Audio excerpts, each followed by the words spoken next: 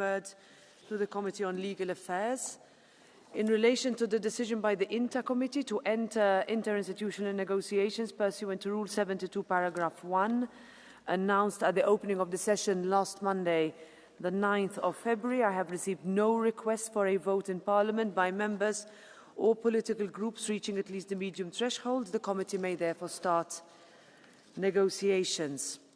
The next item on the agenda is Council and Commission statements.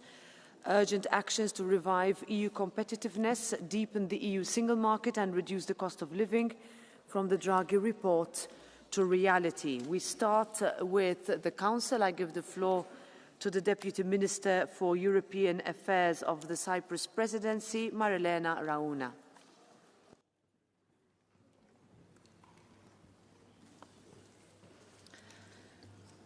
President, honourable members, Madam President of the European Commission, thank you for inviting the Council to participate in this very timely and crucially important debate ahead of the leaders' retreat tomorrow on competitiveness.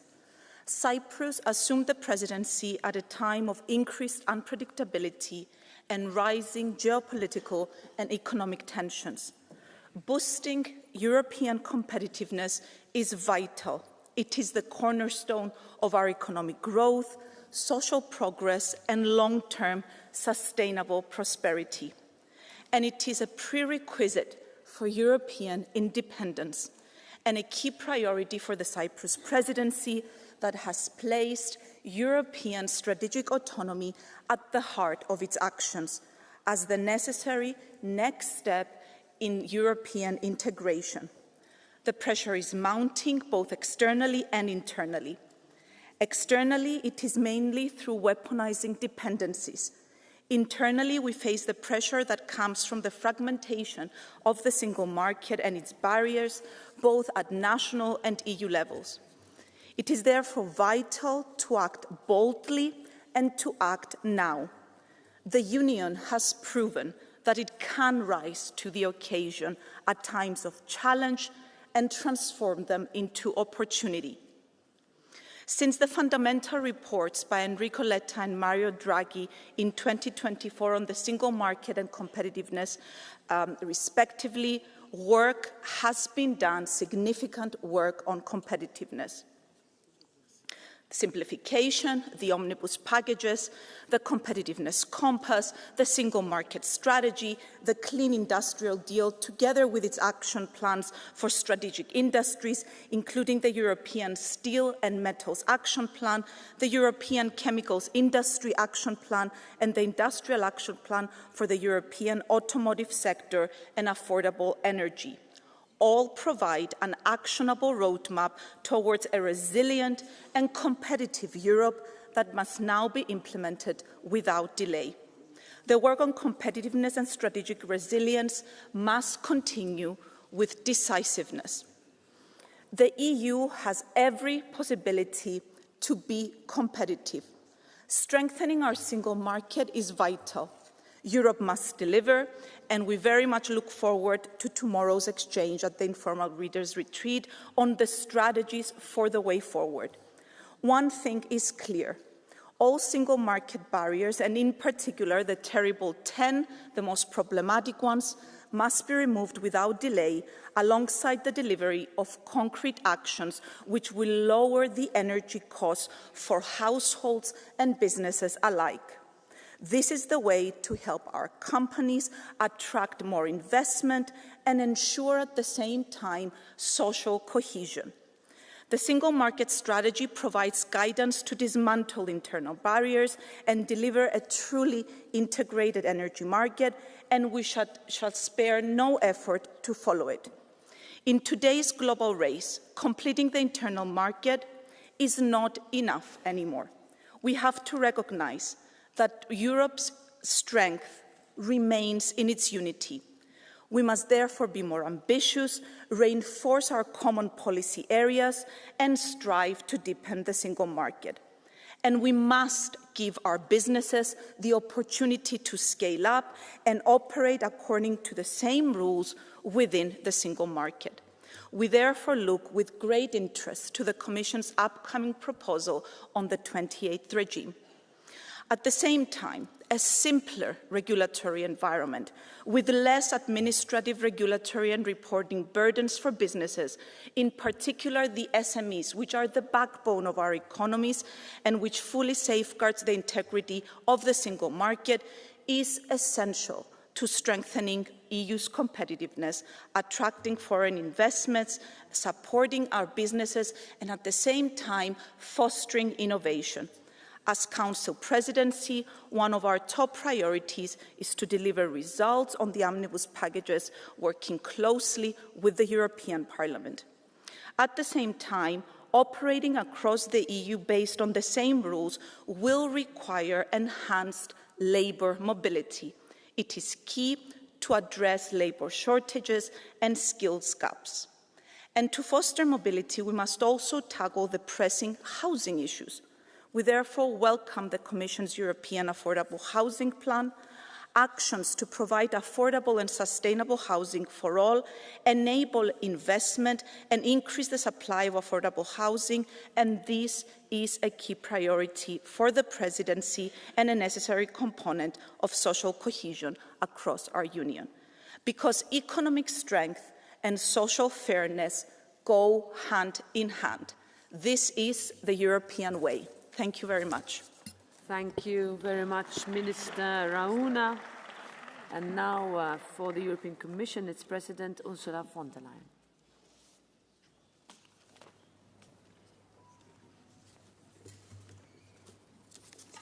Thank you, Madam President, dear Roberta, Deputy Minister Rauna, dear Marilena, honourable members. In the last plenary, we focused on the geopolitical shockwaves that Europe is facing and on our united response. But our power on the global stage depends greatly on our strength on the economic front. Competitiveness is not just the foundation of our prosperity, but of our security and ultimately of our democracies too. And this is why competitiveness has been at the top of our agenda from day one. At the very start of the mandate, we turned the Draghi and the Letta report into a plan for change, the competitiveness compass.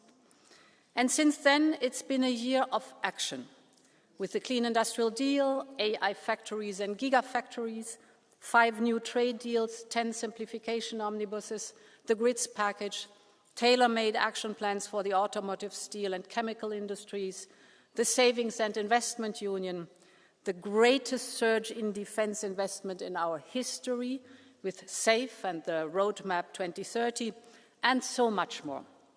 So this is the urgency mindset we need, and we will relentlessly stay the course until we get it all done.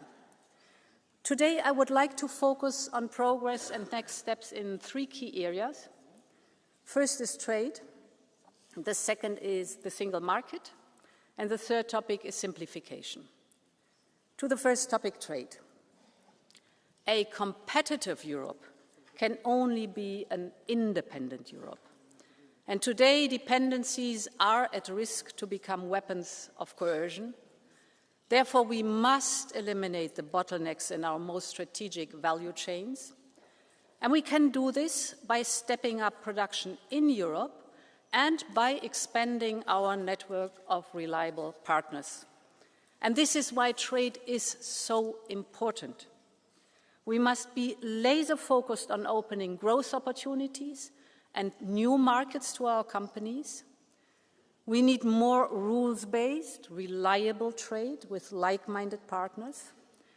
And therefore, in 2025, we concluded trade agreements with Mexico, Indonesia, and Switzerland. Last month, I signed our trade agreement with Mercosur. And 2 weeks ago, I was in India to sign the largest free trade agreement ever, the mother of all deals. It has a market of 2 billion people, 25% of global GDP. It grants Europe unique access to the fastest growing large economy, a clear first mover advantage for our businesses. And not only is this a breath of fresh air for European exporters, this will also create alternative supply chains in strategic sectors from chips to clean tech. And of course, more trade deals are on their way with Australia, Thailand, Philippines, United Arab Emirates, etc. So this is the European way to independence, and Europe's independence moment is now. Let me continue with the single market. The IMF says that interstate barriers in our union are 3 times higher than interstate barriers in the United States. So how can we compete on an equal footing? We have the second largest economy in the world, but we are driving it with the handbrake on.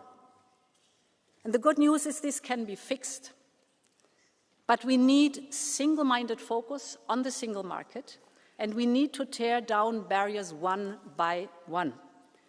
This is why next month we will propose the 28th regime. We call it EU Inc.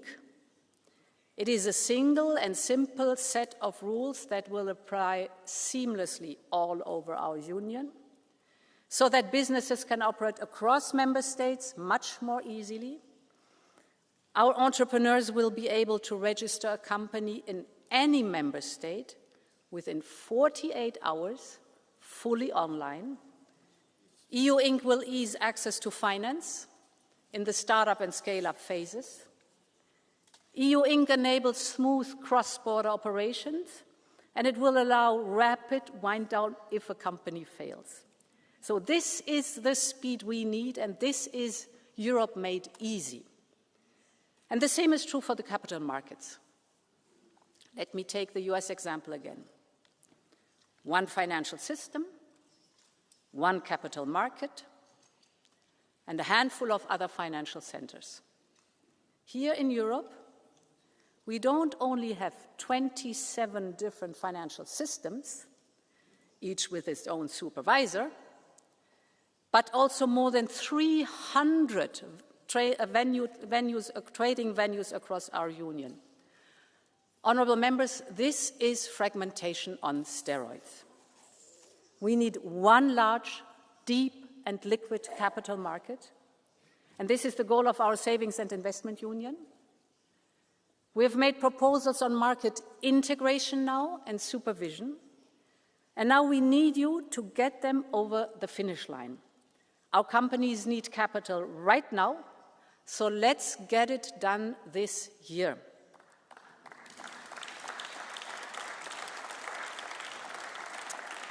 And thank you for your support, because my plan A is to move by 27. But if this is not possible, the treaty allows for enhanced cooperation. And we have to make progress, one way or the other, to tear down the barriers that prevent us from being a true global giant. Honourable members, completing our single market also means completing our energy union. And this is vital to bring prices down even further. Prices remain too high and too volatile, and we know why. It is because of a lack of interconnections and grids and our reliance on fossil fuels. And the data are clear as daylight. In 2025, electricity from gas cost on average more than 100 euros per megawatt hour. The price of electricity from solar, 34 euros. Electricity from nuclear, 50 to 60 euros per megawatt hour. So the figures are telling. Low-carbon energies are not only homegrown and clean, they give us more independence, more security, and they bring the costs down. And this is why today we are investing heavily in low-carbon energy. Last year, for the first time ever, we produced more electricity from solar and wind than from all fossil fuels combined, and nuclear keeps rising year on year. But we need more than that. To lower and stabilize costs, we need the infrastructure for a true energy union. This is why we introduced the European Grids package. It will speed up permitting, and it will fast-track the construction of energy highways across our Union. Just last month, we reached an agreement on such a project. It's the first one, the Bornholm Energy Island.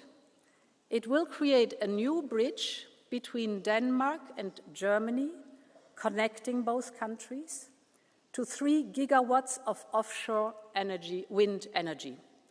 This will transform the Baltic wind from a national resources into a shared European power. So the goal is very simple. Clean energy must flow freely all across our Union. Finally, on European preference.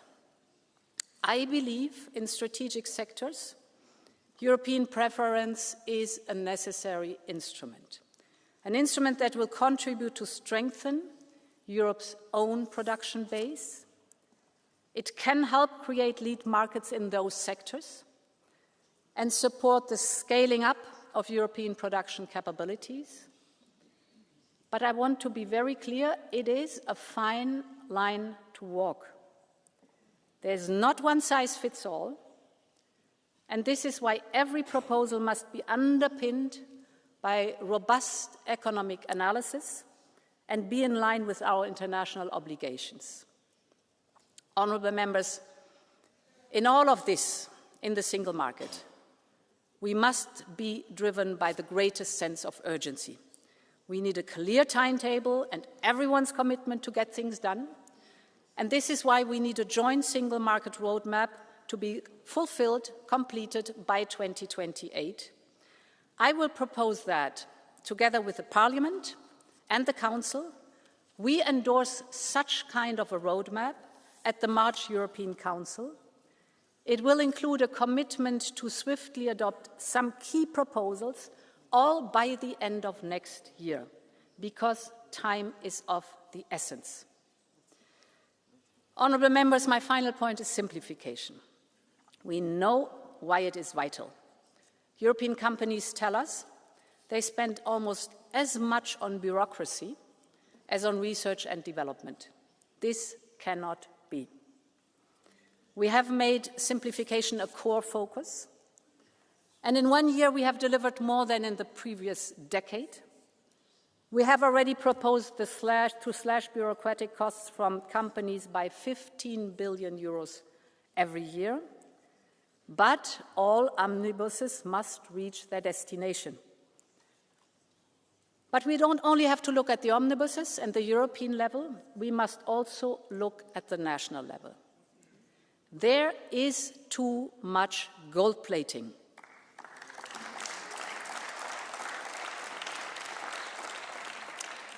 Gold plating is the extra layers of national legislation that just make business life much more complicated and create new barriers in the single market. Let me give you one example. A truck in Belgium can weigh up to 44 tons. If this truck is driven towards France, if you cross the border with France, the truck can only weigh 40 tons. We proposed legislation to harmonize that in June 2023. Almost 2 years later, it is still under discussion by the co-legislators. Or let me give you another example.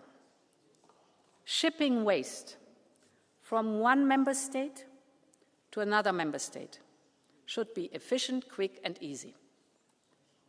But with gold plating, there are different national practices in every member state. Some member states, for instance, only accept correspondence by fax. It's true.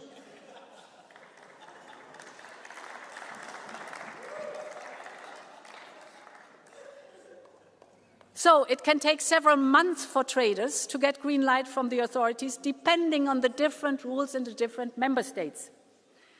Honourable members, if we are serious about simplification, we must crack down on gold plating and fragmentation. It's time for deep regulatory house cleaning at all levels. So what matters now is speed of delivery so we need everyone to play their part. It is the moment of unity and urgency. This is how we make Europe move faster, and this is how we make Europe stronger. Thank you, and long live Europe. Thank you very much. Thank you. Now we have the first round of political group speakers, starting with the chair of the EPP group, Manfred Weber.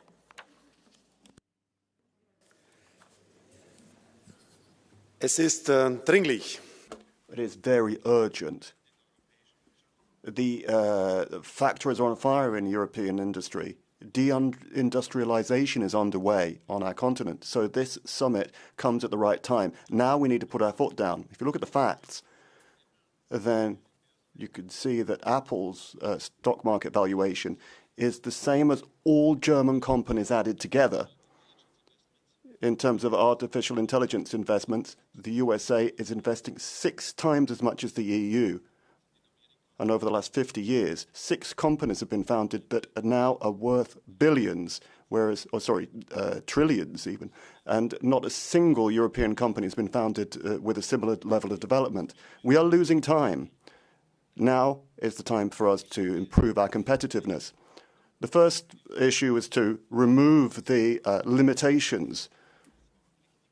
The omnibus approach has been correct, and it remains correct. We're working on the automotive package, and as the EPP group, technology neutrality and climate neutrality have to be brought into line. On the subject of the motor industry, the problem is not just a question of legislation, but it's also a question of bad management. Now, we've got a lot of proposals on the table, the sunset clause, that's to say, with the agreement with the USA. We have to get beyond our silos, and climate neutrality and energy provision has to be climate neutral. It's going to have an impact on energy costs, but we need to be able to keep going until new money comes through. When it comes to ETS, we need to be pragmatic when it comes to implementation. Well, the single market has always been an issue, and it is our mission to have faith in the single market. As the Commission President has just said, we need courage. We need to move quickly. We need to set milestones. We need to say what has to be done when. The third pillar, of course, is trade. It was a political mistake when the majority in this House referred the Mercosur agreement to the European Court of Justice. You should vote. You shouldn't just simply refer it to the Court of Justice. Mercosur could be considered an anti-Trump agreement. When Trump wants to close markets down, we want to open them up. And the EPP calls for immediate implementation of Mercosur. We have decided on safeguards, and now it's time to implement. I read in the newspapers that Emmanuel Macron is calling for a strong Europe, a Europe that is capable of competing on the world markets. But at the same time, he's telling us that Mercosur isn't necessary. I simply don't understand this position. If you want political progress, you have to deal with South America.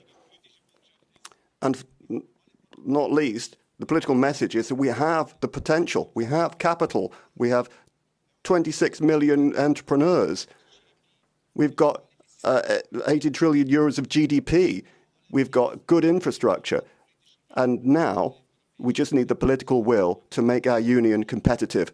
Let's seize this opportunity. Thank you. Thank you. Now for the S&D Group, its chair, Irache Garcia Perez.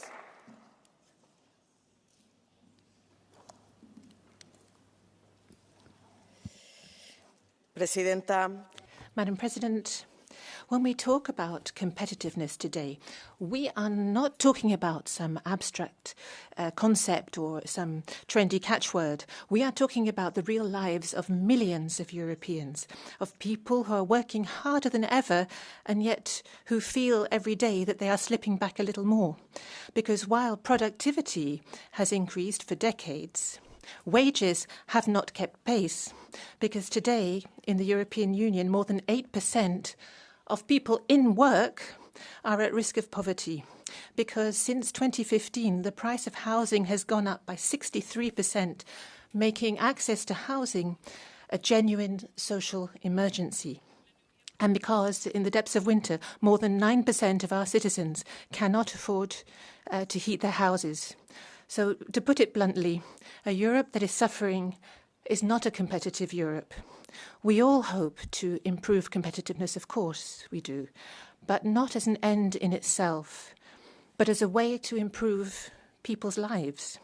Competitiveness can never mean impoverishing those who sustain our economy.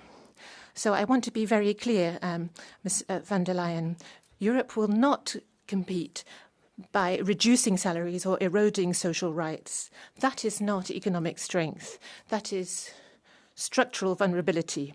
And Mr. Weber, do you really think, or does the Partido Popular really think that racing to the bottom is going to make Europe stronger than the United States and China?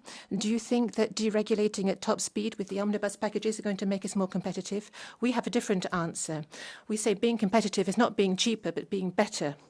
Better investing in people, in clean industry, in innovation, and in social cohesion, because genuine competitiveness comes from quality jobs, continuous training, robust public services, and workers who have a voice in their companies. If we want real competitiveness, we need a more integrated single market, which protects people and not just profits.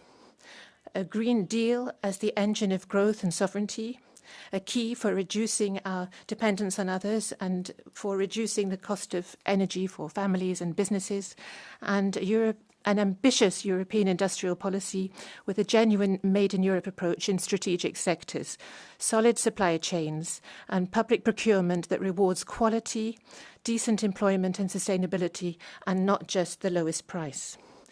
And we also need a digital transformation whereby platforms obey the laws and protect consumers, because without rules that are respected, there can be no lasting innovation and competitiveness.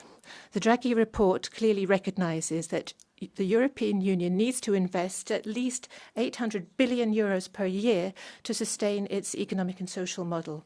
And yet, the next multiannual financial framework is not at this level. Ladies and gentlemen, the European Union was born to transform cooperation into strength and solidarity into power. And now, in an unstable and fragmented world, our competitiveness will be our ability to protect, innovate, and lead all at the same time. This is the Europe that we defend, and this is the Europe that we must build if we want to continue to be relevant, free, and strong. Thank you very much. Thank you. Now I give the floor to the chair of the PFP Group, Jordan Bardella.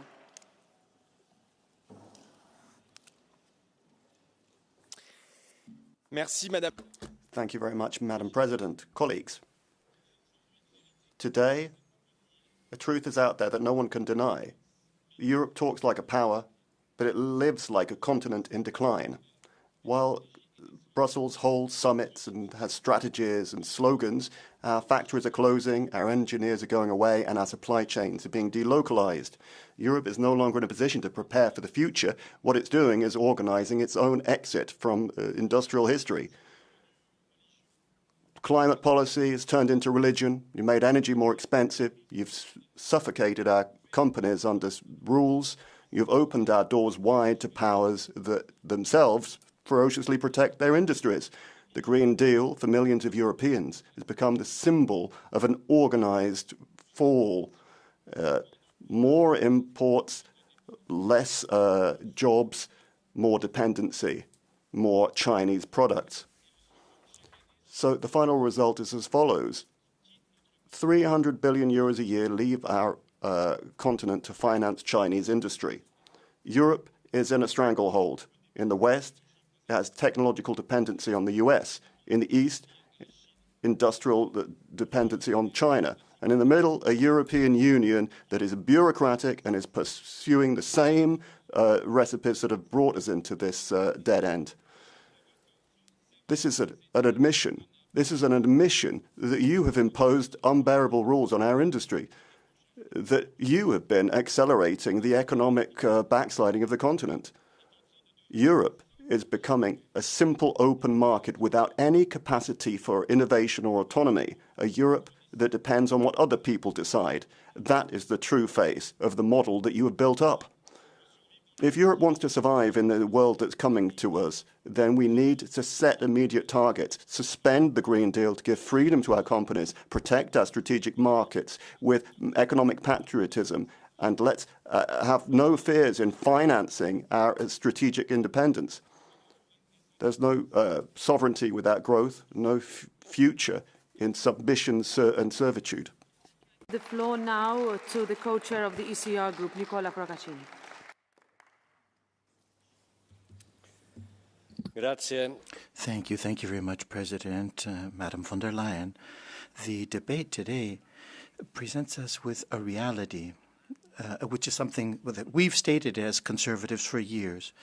And now, the economy, it's simply through a quickly moving economy that all that which is necessary for quality of life exists. But we have lost that optimism of the future, limiting through regulation, innovation, and which this has led to a situation of asphyxiation for many undertakings. Today, we find ourselves in a situation, just as people like Guglielmo Marconi being persecuted or prosecuted by Europol because of his particular activities. So that's indicative.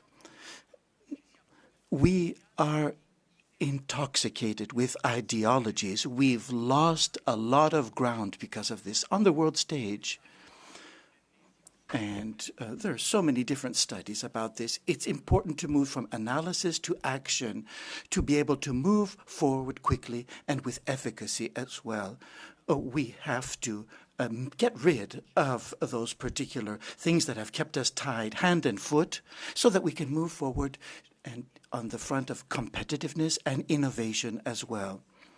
The inflation prices, the cost of energy is something which has created a terrible, terrible burden. And of course, on top of that, we have the emission issues, CO2 emission issues, and this has become more important than anything else. And we have to take into consideration technological neutrality as well. Decarbonization has to be the result of innovation, not something which is created as a kind of construct by policies. And we have to invest in energy independence and, of course, independence on the critical materials front. Europe will become competitive if it has economic freedom as well. So we have to move in the direction which is the direction which guides us, and that would be one of common sense and nothing more than that.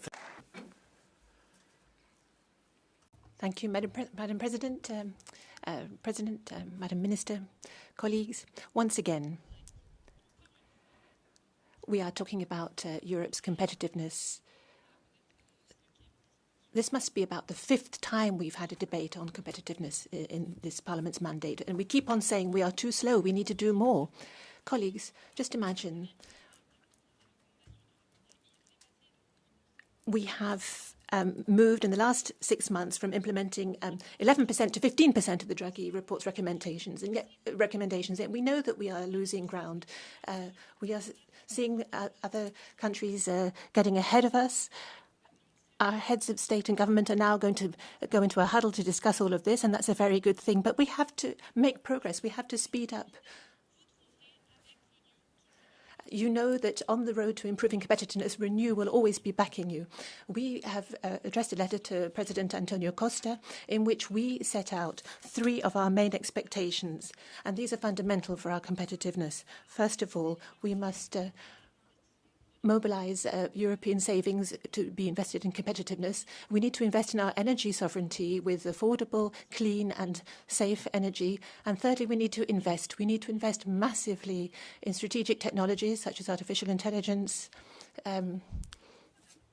quantum computing. All of these points have to be addressed. We all agree on the importance of simplification. Of course, we agree. But we are spending a lot of time talking about this. Of course, simplification is the condition sine qua non, but it's not the alpha and omega of competitiveness. This is just part of our competitiveness. So we need urgently to advance on all of the other topics as well, particularly when it comes to structural reforms, because quite honestly, today, it's not possible for it to be easier for a German company to go and do business in Dallas than to do business in Spain. So, colleagues, Europe is a consumer power, and that's a considerable asset. But we shouldn't be satisfied with this. Of course, we must diversify and support trade agreements. Yes, we need to know whether we are actually able to produce products in strategic sectors for our future. We have to be an economic power again. We have to give ourselves the ability to do this. And for this, we need to be an economic and monetary power as well. And we're not talking enough about that aspect. We don't talk enough about the role of the euro, the digital euro, the investment of Europeans in their own economy. And yet we've all seen this. If you go to your bank today, your bank advisor will recommend that you buy a product that is financing the American economy. This is an aberration. I'm not exaggerating. 300 billion euros of European savings are invested outside the EU and in particular in the United States. 300 billion that are lost to our companies because we haven't been able to make the necessary reforms at home. This just does not make sense. So there is a logic in everything that I'm saying. We won't be strong economically, we won't be competitive if we cannot have public and private investment in our own continent, and a lot of investment. Madam President, some months ago here in this chamber, I called on you to speed up with your agenda, and you have done so, but you have to go even faster. You have to go all out on the work programme for 2026, on the Savings and Investment Union, on the Industrial Accelerator Act with European preference, on the 28th regime. And there are all the other things, the multi-annual budget, the strengthening of the competitiveness fund for our companies. And colleagues, all of these measures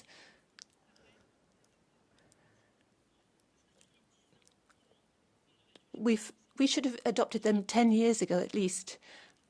If there is no decision in the March Council, and already for companies, March is already too late, but if there is no decision at the March Council, then we have to realise that if we're not ambitious enough,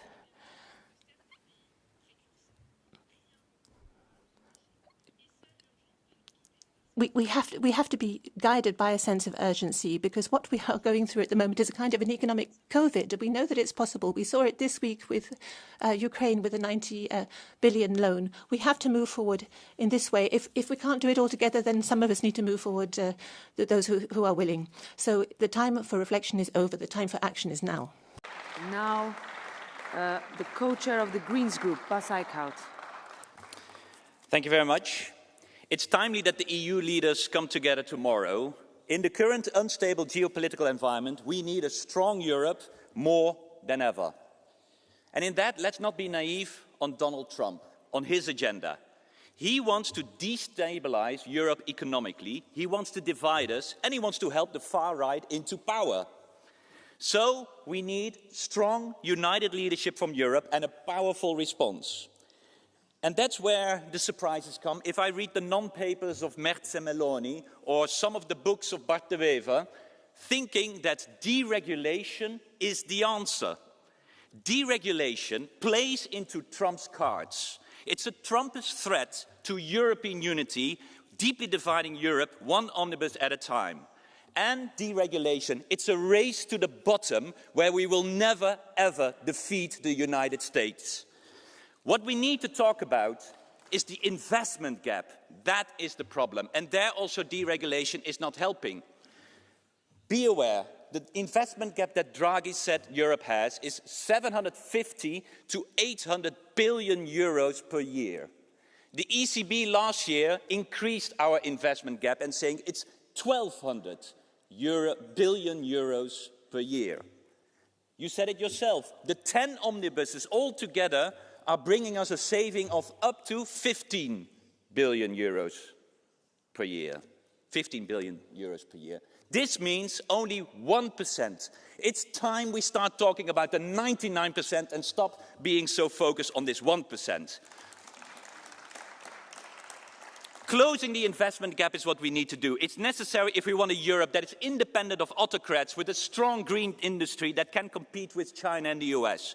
It is necessary if we want a Europe that protects its people and its workers and can stand up for its values when they are under threat. We need an independent Europe free from reliance on foreign fossil oligarchs and autocrats, be it Russian or American. Europe will only be free when we are fossil free. Therefore, the next step is a big independence moment. A big independence moment where huge investments will be channeled into our European innovative clean industry. We need serious, large-scale European investments, including joint borrowing schemes for innovative projects. And we need a buy-European approach, investments to channel our investments into European industry that is clean, that provides clean, decent jobs, that guarantees our strategic autonomy, and European taxpayers' money should support European industry, not Trump's or his shady friends. Buy European should be a stamp of quality. Heads of state, stop pretending that deregulation is the solution. It's only serving Trump and it's too little. Let's work on a sovereign Europe, digitally, economically, and make Europe truly sovereign and competitive. Thank you very much. Thank you, Mr. Eickhout. Now, the co-chair of the Left Group, Martin Schuldewan.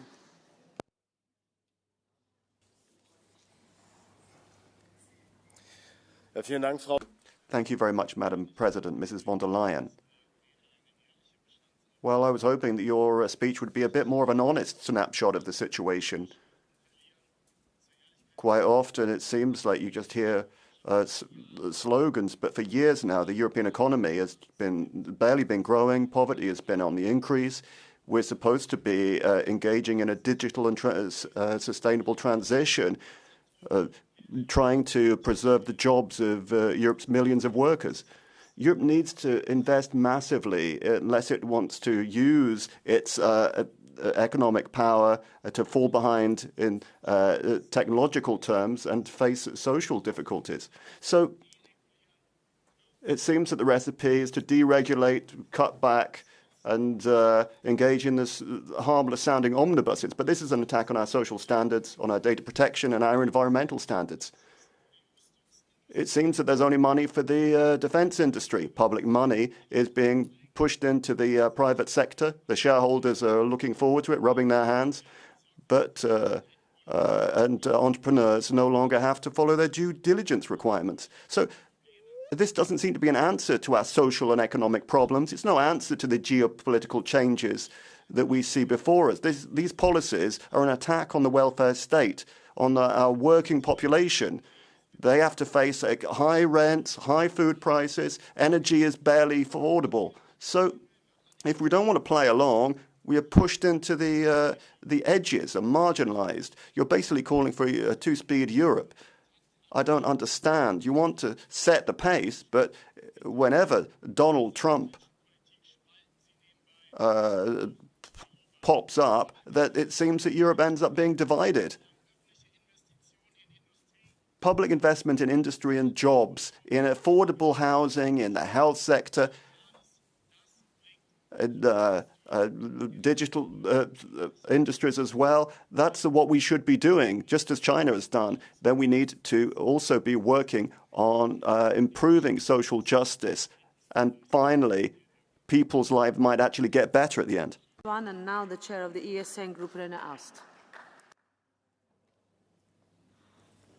Deindustrialization, ladies and gentlemen, and we've heard about that. Actually, it involves the fate in Ludwigshafen, Zwickau, in the Ruhr region as well. There's increasing unemployment, and unfortunately, it's the German federal government and at the European Union level, there's this micromanagement that's taking place. undermining undertakings, really undermining businesses from the smallest to the largest. The bureaucratic burden, incredible. The situation is unbearable.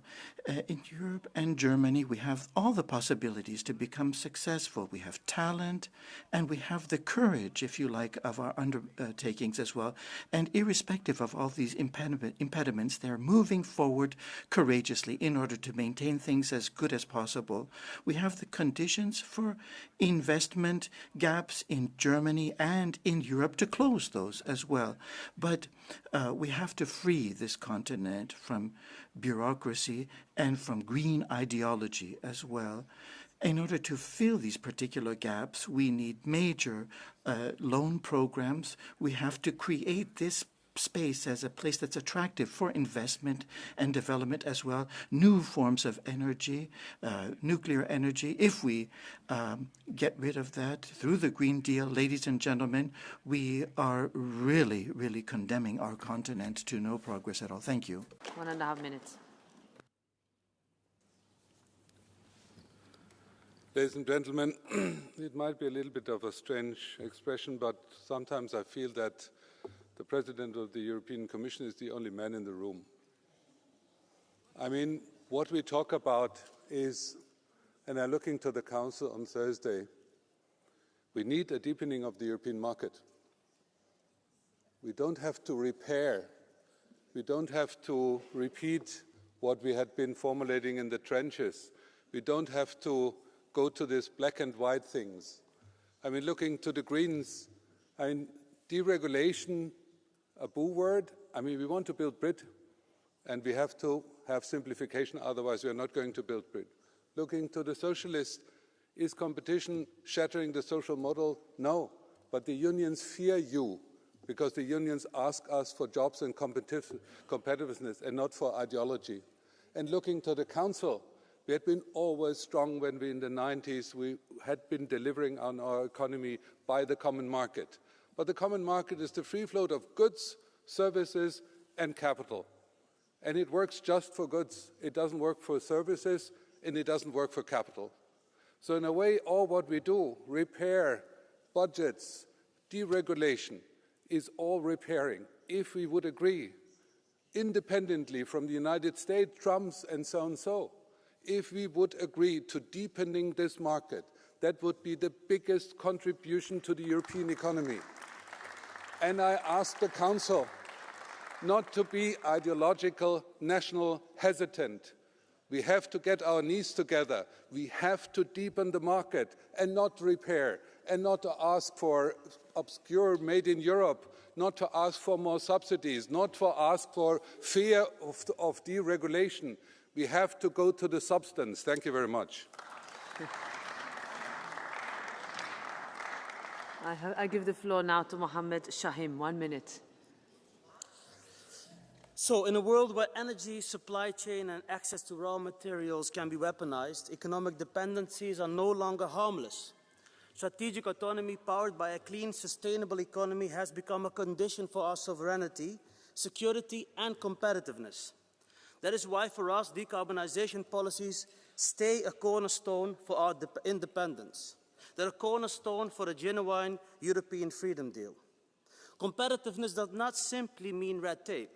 It will not lead to the necessary transformative investments that needed to bridge the gap that we need to reach the 800 billion noted by Draghi.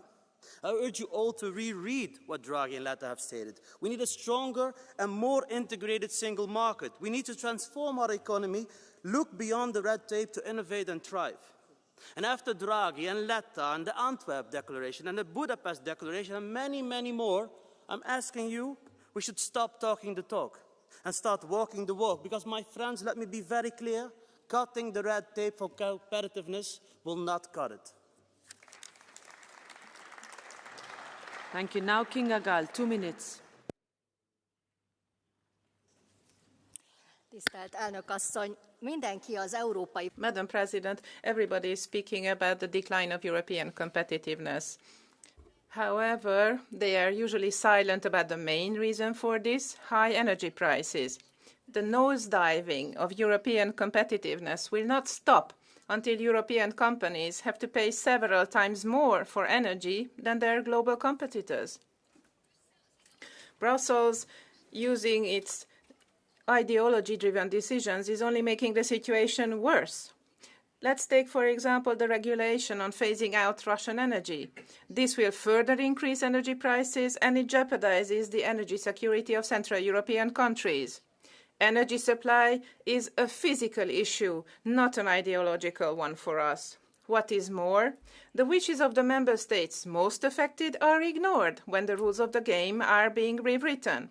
Hungary, therefore, is challenging this regulation at the European Court of Justice. We will not allow families' utility bills to triple, and we will not allow our businesses to become unviable. We will protect Hungarian families, utility cost reductions, and Hungary's energy security. And then there's the huge sum earmarked for financing Ukraine, including the 90 billion loan package, which will push Europe into a debt spiral. And this will only further worsen competitiveness, just as the excesses of the Green Deal or the Mercosur agreement, which threatens farmers.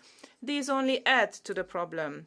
Now, we speak of simplification very enthusiastically. This is very nice, but it's only a band-aid on a serious injury. But you are deeply silent about the fact that you were the ones imposing these burdens just as enthusiastically. So instead of ideological gambling, we expect the European Commission to change course, take concrete steps, reduce energy prices, and finally make decisions that are in the interests of the European people. 2 minutes.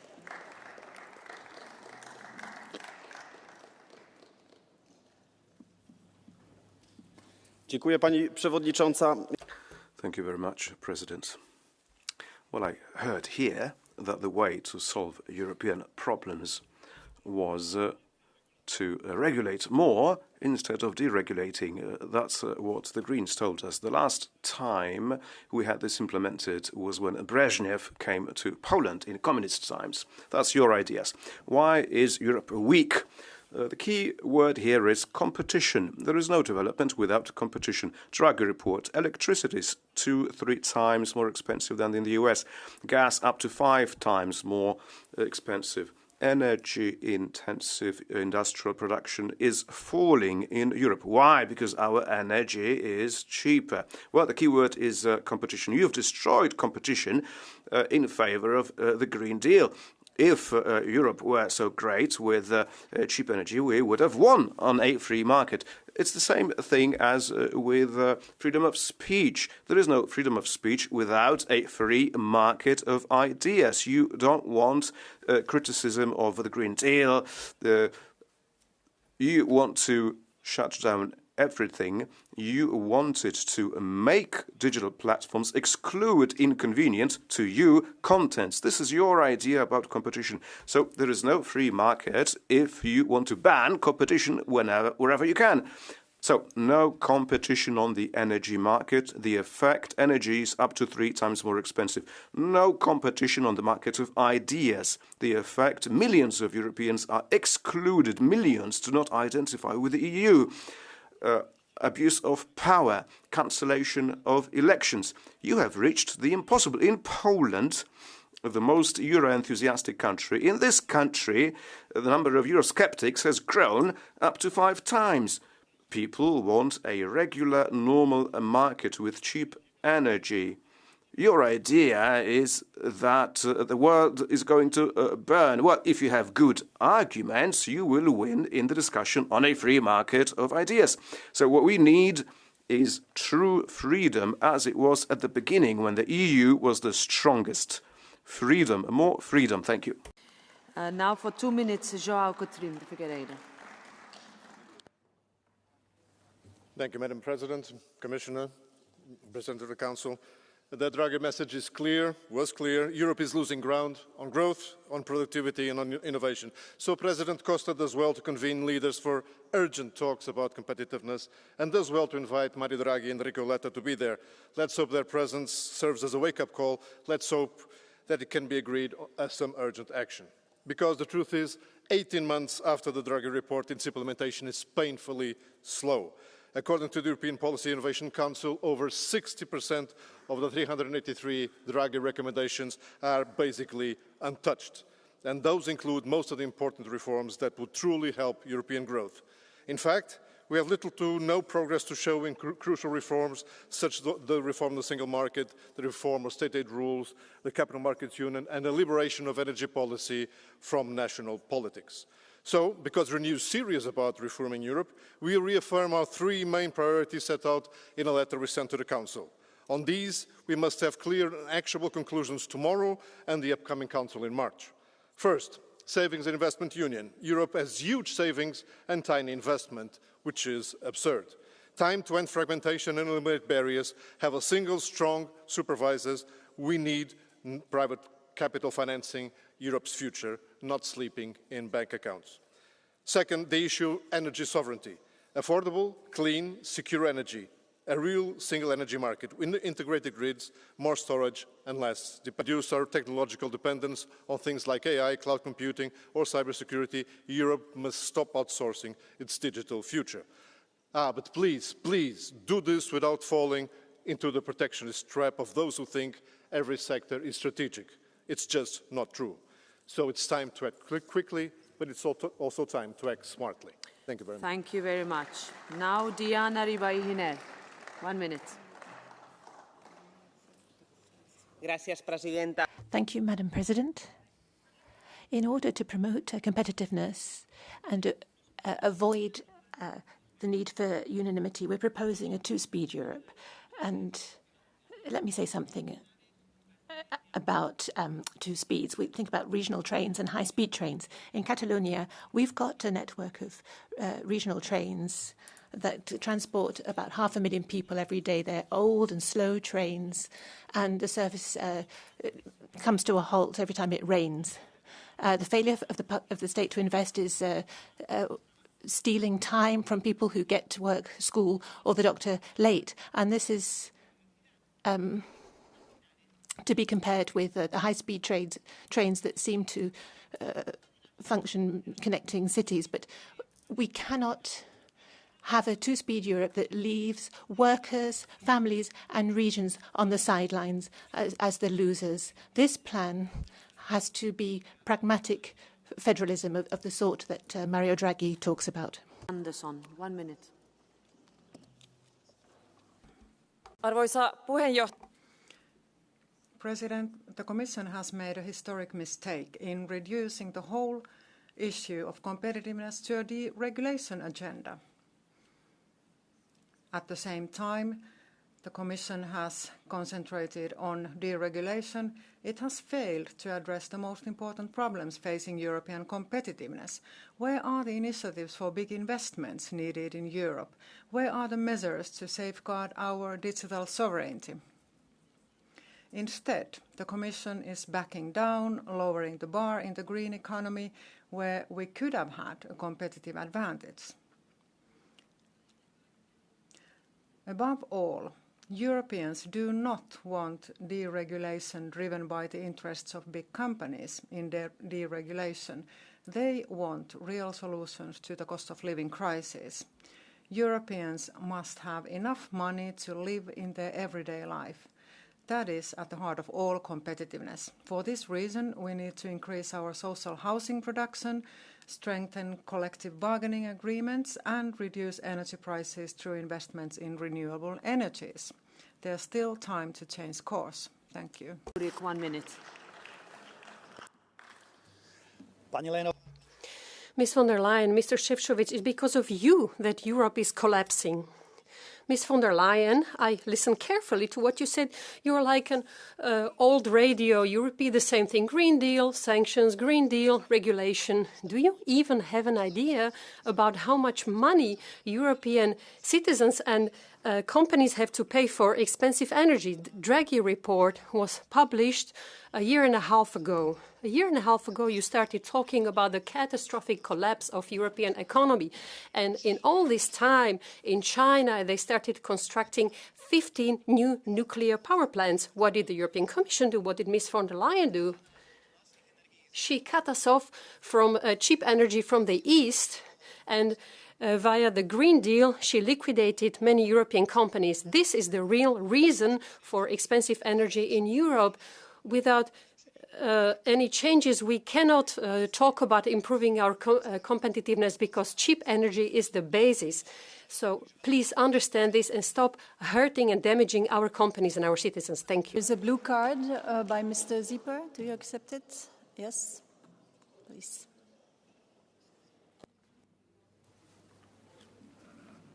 Thank you, dear colleague, for accepting the blue card. I always listen to your speeches with great interest, and you made the comparison to China, and you told us that China built AKWs and the EU did nothing. As the ESN normally is firmly against any action from the EU and claims that the treaties do not allow that or that, I was wondering where in the European treaties you do see the competence for the European Union to build energy infrastructure within the member states. Thank you very much.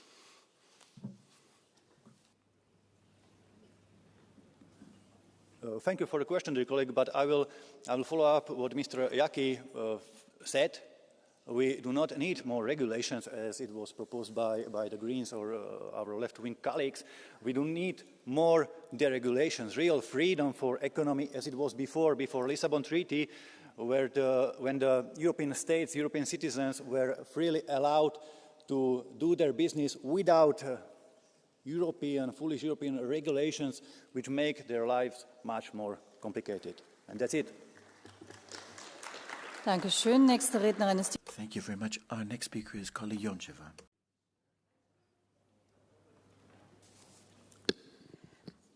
Je vais parler en bulgare.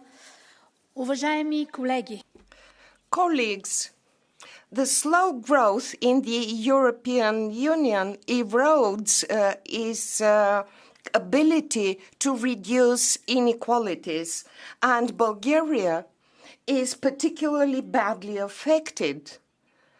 The purchasing power in Bulgaria is no more than 1/3 of that in France. Huge percentage of Bulgarians cannot heat their houses. Housing is unaffordable for young people. What do we hear in Europe these days?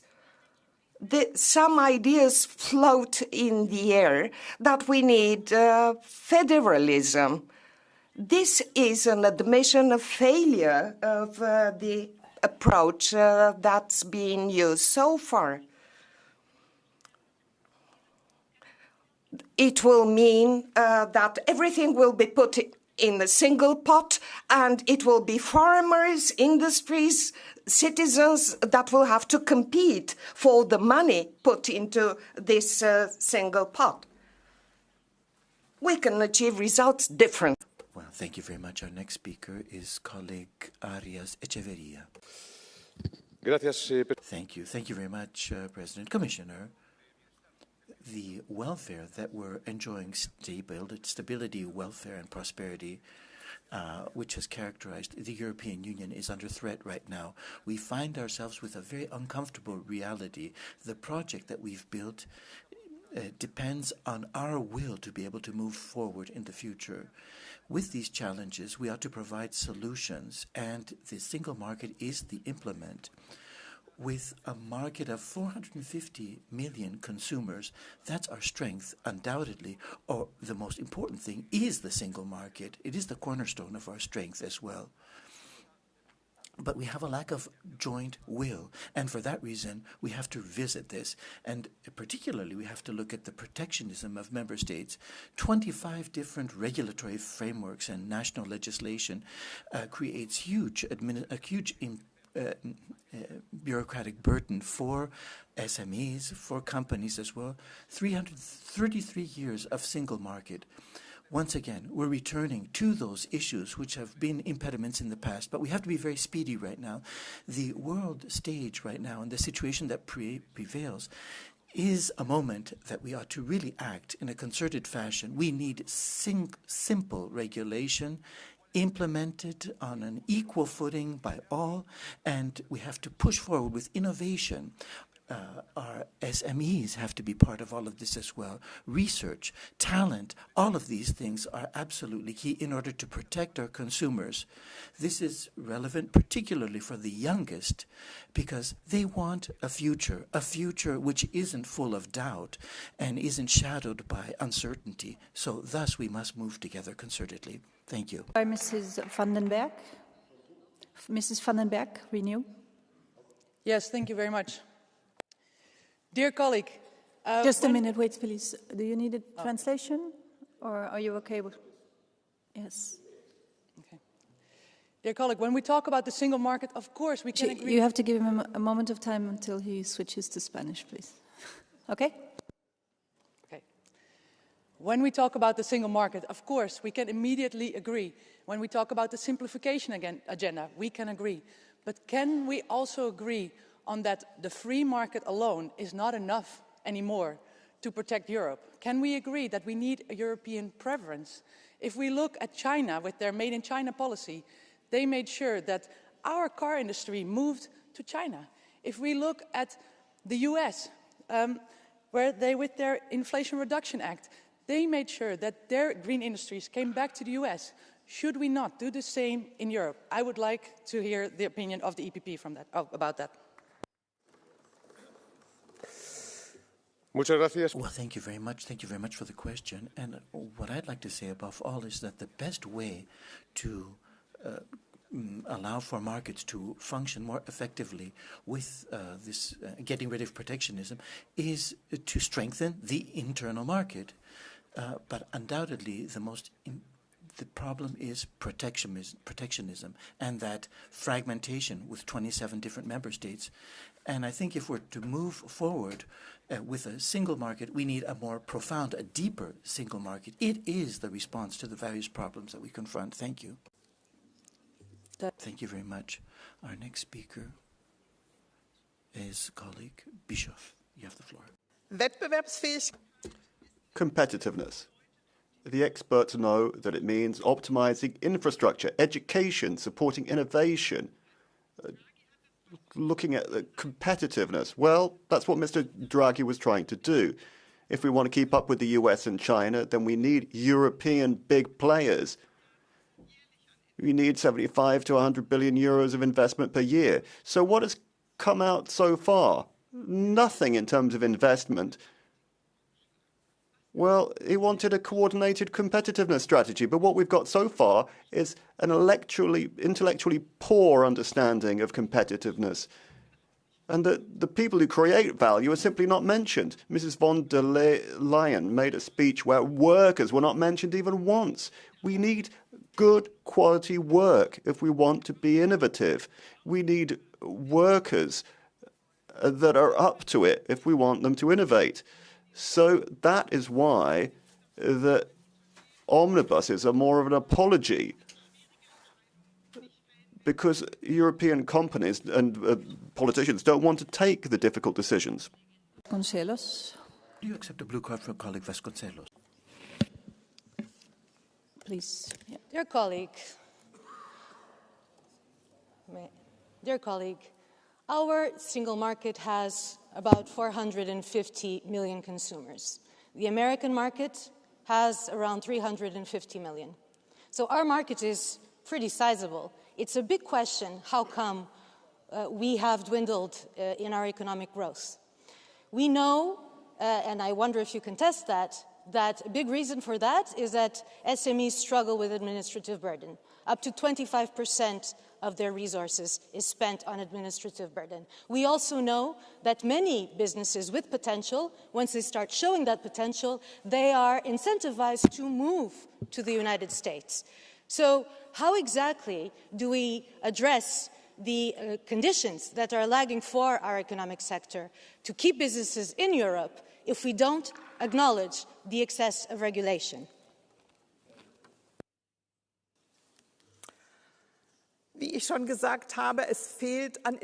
Well, as I was saying, there's been a lack of investment.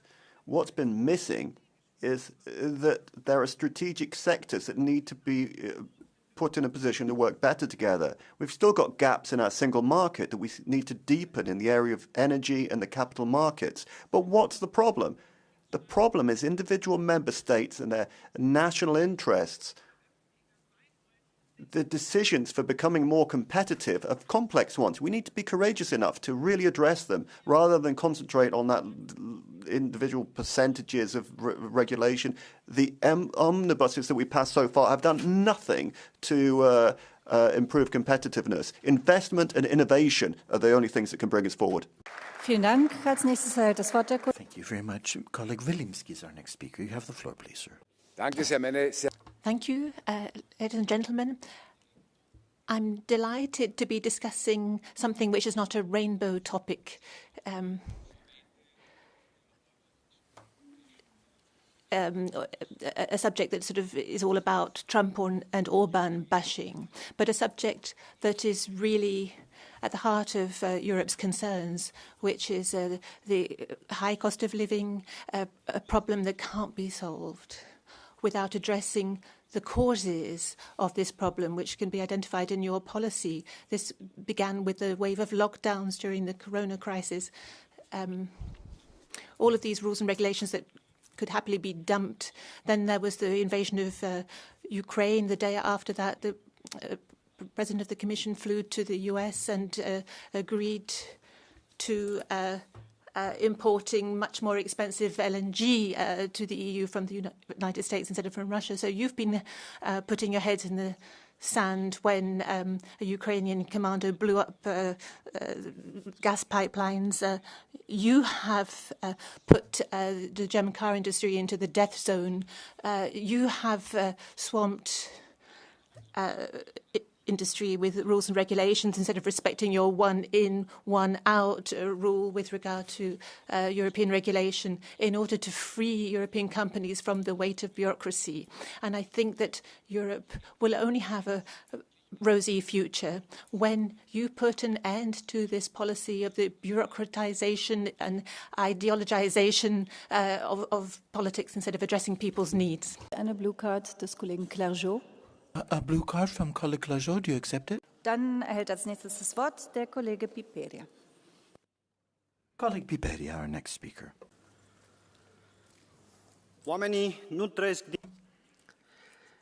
You can't feed people with percentages, graphs, or data on competitiveness. They live off wages, which sometimes they fail to make last until the end of the month.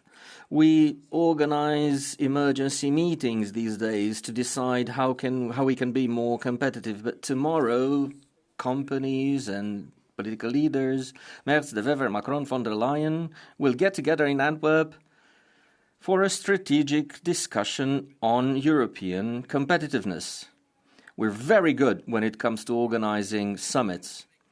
But we need a balance between economic interests and public interests. Competitiveness cannot be built purely on the basis of climate ambitions or on the demands of the industrial sector.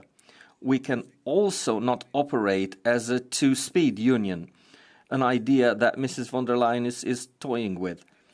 Is there an emergency brake?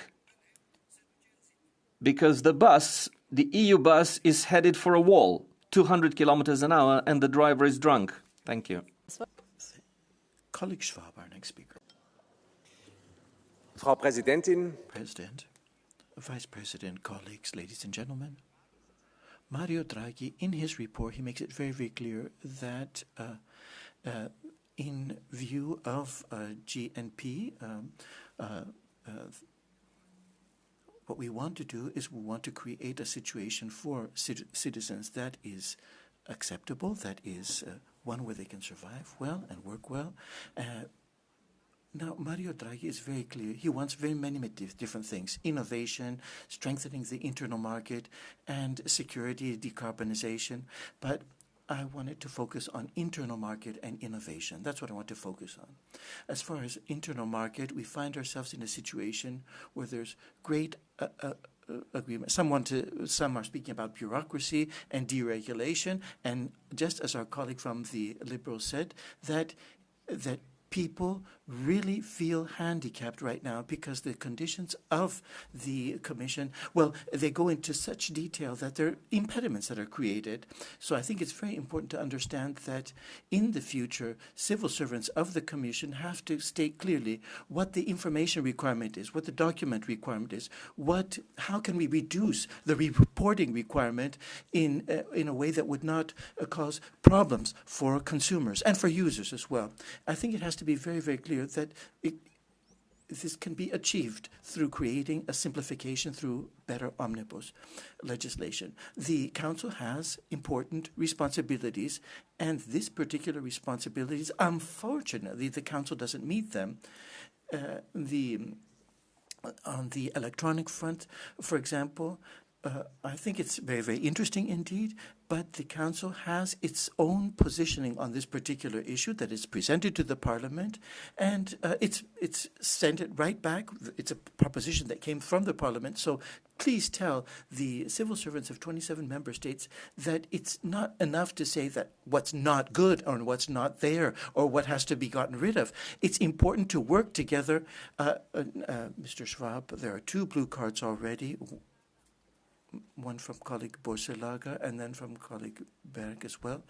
So as we cannot have more than 2 blue cards per person, I think it's very important to understand that you have to be quite brief in order to accept those blue cards, if you want to accept them. Do you accept them?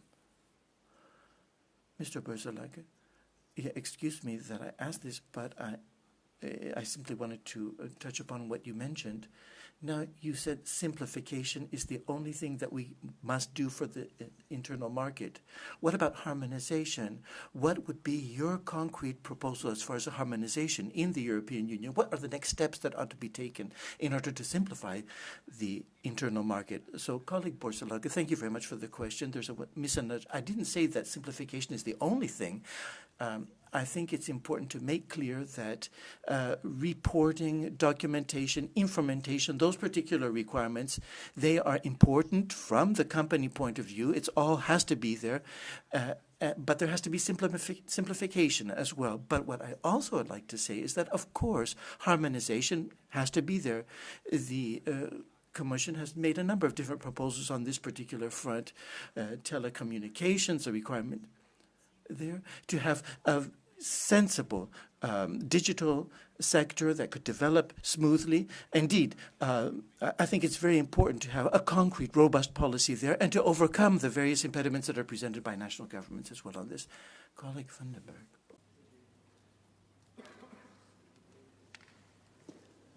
Yes, colleague, thank you very much. And when it comes to simplification and innovation, we strongly agree with each other that we need to work on that. But I want to talk about European preference. And I want to know, because I agree with our Commission President that it is a fine line to walk and that we should focus on our strategic sectors. But my question to you is, are you willing to walk with us that fine line for the strategic sectors that so desperately need our European support? Excellent point. Dear colleagues, thank you so much for asking me. This was the last point that I had to drop. I do agree with you. There is definitely an area, there are sectors where we are too much exposed to non-European dangerous technology that can be used against us. For example, the PV inverters. We are at risk there because these tools can be used against our own infrastructure. That cannot be. And we are definitely willing from the EPP side to work on this. But we would oppose a general buy-only European Act because we believe the world is big. We have trade agreements with partners. We have to use the strengths and the innovation of everyone in areas where we can afford it. And where we are at risk, we have to protect ourselves. Thank you very much. Vielen Dank. Und nun erhält das Wort der Kollege. Thank you very much. Our next speaker is... Thank you. Thank you. We cannot be competitive if we don't incentivize our workers and rights. We cannot be competitive if we don't produce products of the highest quality for our consumers. This is beyond ideologies, as we heard already today. It's common sense. The American European economic model is not better than ours. Especially there are exceptions for digital markets, for instance. Yes, we have to be more resilient about that. We cannot copy other models like the Chinese one, because this goes against our fundamental rights. We cannot copy simplification policies like the one by Milei in Argentina, where Argentinian consumers and pensioners are paying the price of that policy. We need investment in our economy, as was proposed by Draghi and Letta, investment that till now has been focused on defense and arms and are not making our economy more competitive. Müller, sorry. Danke, 591. Szanowny panie pośle, socjaliści między innymi tutaj forsowali przez lata zielony. Well, the socialists pushed the Green Deal very much over the last years, but the Green Deal has to be scrapped in order for the European economy to be competitive. Mario Draghi himself said that European energy is 2-3 times more expensive than the Chinese one. So do you think that we could withdraw partially, even partially, from the ETS system so that we can have access to cheaper energy and be competitive? Yes. Having balanced regulation and avoiding extra burden on our businesses is something that we are not against. But on this side of the room, now today is attacking the Green Deal, and yesterday they were pleading the European Commission, like we did, to provide aid to those member states that faced natural disasters in the past weeks. This shows how much we need to continue investing in our environment that is sustainable for us, for our children, and for the world in general. Thank you very much. Colleague Kelleher is our next speaker. It's good that within this Parliament there is a clear focus on the need to boost European competitiveness. The Renew Group wholeheartedly supports Draghi report. Of course, every MEP and every member state may have issues with certain parts, but the overall trajectory of Draghi is something we must all sign up to, and sign up to fast. We have been 18 months now reading the Draghi report. It is time that we put the report down and started implementing what it requests of us. There's an investment gap of about 800 billion per annum that we need to fill, and that needs to be filled by a number of key factors and policy changes. The Savings and Investment Union is a critical component. In every assessment, we have to unlock the capital that's tied up in deposit accounts across the European Union and get it into the real economy. The other issue, of course, is what we call deregulation or simplification. Some people see deregulation as a risk and a threat, others see it as a golden opportunity to unwind ambition. What we really need is to simplify, to take the burden away from small and medium-sized businesses so they can get on with their job of innovating and creating opportunity and employment. So I don't see it as a one or the other. What we must do is just distill down the regulations that are there to ensure that it doesn't cost a small and medium-sized business, 20% of its overall labour force complying with national regulation and European regulation. So it is clearly time for us to address that issue and simplify both at national level and European level. The 28 regime is another key area that we have to address very quickly. The single market is not deep. Let's be very honest. The single market is fragmented. There is no free movement of capital. There is no free movement of financial services. Even goods at times are still facing difficulties in transiting across the European Union. So we have to start looking at the 28 regime and give opportunity to small and medium-sized businesses to work beyond their country in a truly European fashion. So I call for immediate simplification, ensuring that the 28 regime moves smoothly and that the Savings and Investment Union is brought forward with urgency to ensure that Europe can grow again. Thank you very much. The next speaker is Ms. Cavazzini. Vielen Dank, liebe Kolleginnen und Kollegen. Thank you very much, colleagues. Madam Minister, for years now, the heads of state and government have been calling for more single market. And for years, it's the member states to be honest, that have been preventing even the smallest steps forward. Now we need a genuine single market initiative, because it would be very nice if the member states start turning their fine words into deeds. We've heard a lot about China. China's imports end up on the single market. They're highly subsidized, they're high technology, and at the same time, they're as reliable in trade terms as the Joker in Batman. So now we need to respond. These are stormy times, and domestic demand is what we need to resort to. We need policies that strengthen the single market, that allow companies to grow. We need a unified implementation of EU legislation by the member states, not some kind of patchwork. We need industrial policy that sets a circular economy into the rules of the market. This Parliament has been working too hard on deregulation recently, but now let's deal with the genuine problem and the genuine solution, which is the single market. Thank you very much. And now it's Mr. Salini. Yeah. Thank you. Now we're having a discussion about, which is quite repetitive in nature. We're trying to insert new elements in order to change the way that we look at the situation, the future of competitiveness in Europe. There are a number of different issues that we've touched upon. For example, the reduction of European products on the world market, and overall the situation where we have reduction of the GDP and at the same time increase in the United States. But we've spoken about the technical aspects, but the real protagonists here are companies, manufacturing, the culture of companies in Europe, also the impact of our omnibus.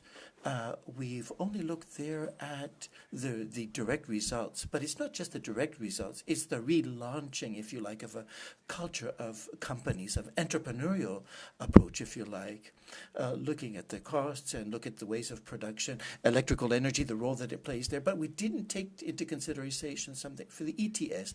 The ETAs for 25 megawatt hours, the cost of that, it's very, very high. Why? Because it's costs that are generated by the financial intermediaries. In other words, you cut from one thing and you create burdens elsewhere. So we have to look at competitivity. It's not just the technical aspect, but we have to look at companies themselves. We need a culture, a company culture, entrepreneurial culture that's boosted in Europe, or otherwise we're going to be condemned to the situation of fragmentation and lack of success.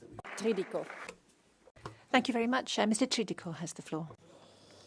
Presidente, è da anni che... President, for years now, we've been discussing how to relaunch European competitiveness. But what we actually see is workers losing their jobs and companies closing. There are two clear responses as we see it. First of all, we need a new industrial policy financed by European money. Competitiveness doesn't emerge from deregulation, but it comes from innovation through investment. That's why we put forward the SURE program for the AI industry, the robotics industry, and the motor industry. That is the future for our industry. And what about the costs of non-Europe? Tax fragmentation, lack of digitalization, unfair competition. None of this works. It's an obstacle for small and medium-sized companies. But even the Maloney-Matz document and the omnibuses, it's just moving in the same direction we've seen in the past. They crush small and medium-sized companies, and competitiveness is just a slogan. That's not good enough. Thank you very much. The next speaker is Mr. Sherma. Realizacja raportu Draghiego. Implementation of the Draghi report is not easy, but let me tell you, now we're here, we have achieved this goal. We have combined competitiveness and defense, two matters of key import for the development of the EU. Yes, that's right. During the Polish presidency, we proposed the SAFE program. SAFE is combining financing options with the development of new technologies, because this is exactly what we need. Let me tell you also that another important area where we are working in the Parliament is the issue of military mobility, military Schengen. We need the capacity to swiftly transport military personnel and equipment. We are ready to implement new objectives. We want to implement common market. Thank you very much. Mr. Benefei is the next speaker. 1 year ago, Draghi said to the European governments, you have to do something, and nothing has been done up until now. And they continue to lead the report, look at it like a kind of a la carte menu. So passing from a confederation to a European federation, we need pragmatic federation, which will use the resources in a concerted fashion, investment of a joint nature as well, overcoming all of those particular barriers and fragmentation. It is only if we work together that we'll be able to overcome the various barriers. And Madam von der Leyen spoke to us today about relaunching all of this, but there was not a word about creating some sort of common tax system. Very, very vague things have been set up until now, but we need a Europe that's competitive. If we wanted to be a real leader, decarbonizing, building joint security as well, promoting our social model, I think it is the moment for our governments to come together, to take on this particular challenge, work together. Thank you. Thank you very much. Mr. Borchia now has the floor.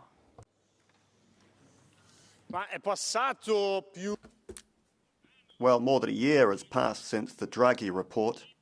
For some people, it's the Bible. Other people read through it, they reread it again and again, but they haven't really understood what it's about.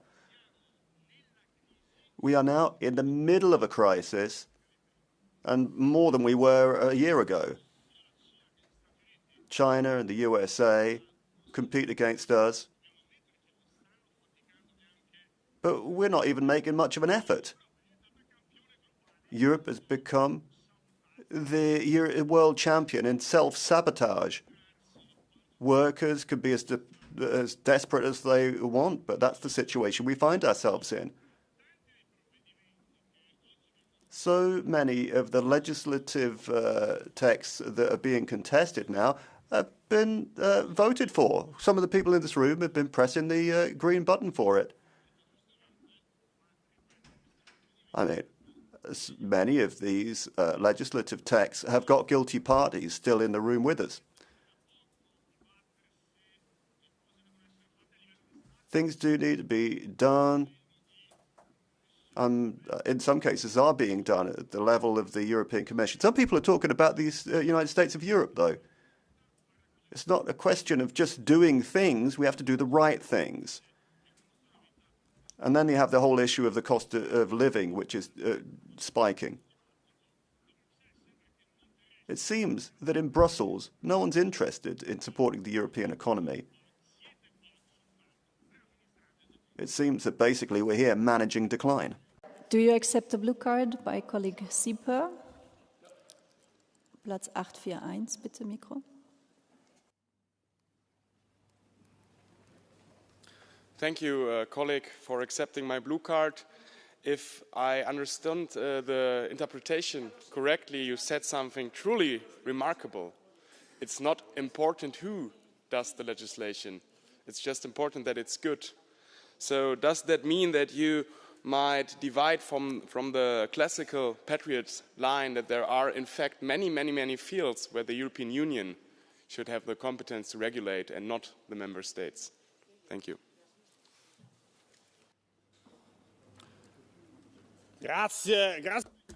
Well, thank you very much for that question. I suggest you go and have a coffee with one of the colleagues from the ITRE committee. There we legislate on research, and for years in the area of research we have produced excellent. There have been results. If you you have to get past the old script. What the entrepreneurs are asking from us is action. I mean, we're happy if these measures come from the Council and the Commission. That's great. But we have a subsidiarity principle. You have to do things and you have to do them right. It doesn't matter who does them in that case. I would like a follow-up question because he is still standing. Please. Thank you, Ms. Vice President, and thank you, dear colleague, for your very colorful reply. I was a little sad to hear that you didn't, in fact, reply to the question at hand, so I will take the freedom to ask again, do you think that certain fields should then be regulated by the EU, also in line with the principle of subsidiarity, but would you agree on that in general? And if so, following on what you said in your first speech, which fields should be better regulated by the EU? Thank you.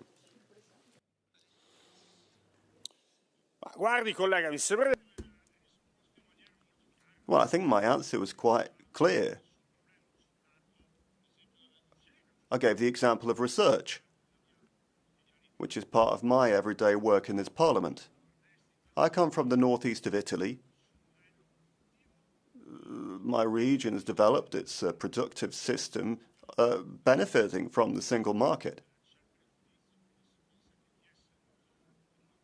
Now, I think that there's a prejudice out there that if you sit in the wrong part of the chamber, you're some sort of ugly orc.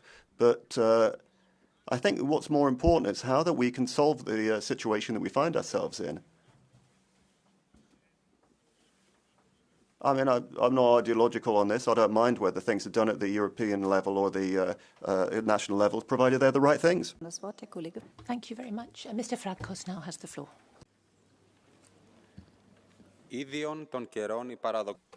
So, indeed, numerous different paradoxes in our period.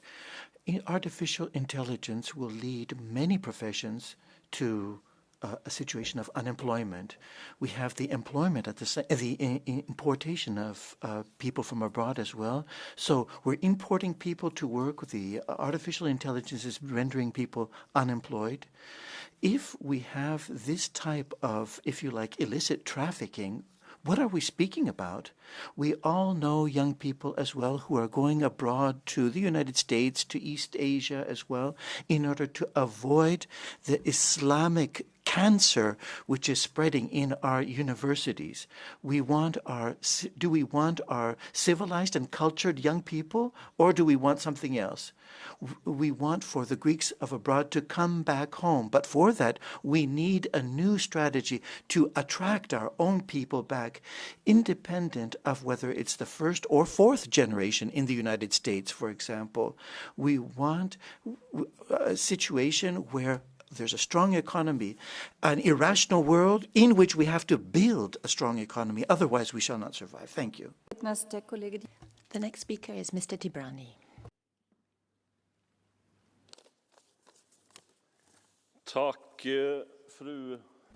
Thank you very much. President, Commissioner, Council. I'll be speaking Swedish. That's my native language. Well, we're living through turbulent times where competitiveness is required so that we can have trust and faith.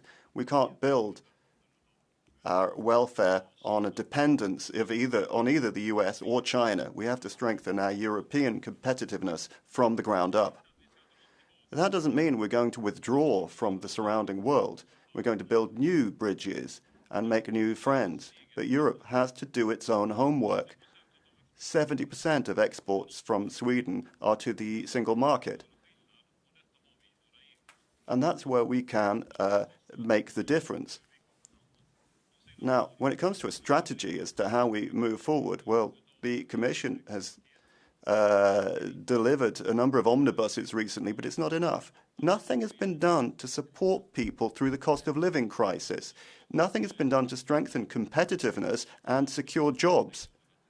This is a weak strategy, and it won't be enough. Better rules for companies are part of the picture, and that's a good thing, but it's not a quick fix. What we need to do is ensure that Europe is competitive. We have to reduce our fragilities so that Europe can be strong. But at the same time, we need to ensure that we don't forget the people across our union who at the moment are on their knees as a result of the cost of living crisis. Dankeschön. Thank you very much. The next speaker is Mr. Jonski. If Europe becomes the most expensive place to produce, it will cease to be a place of production at all.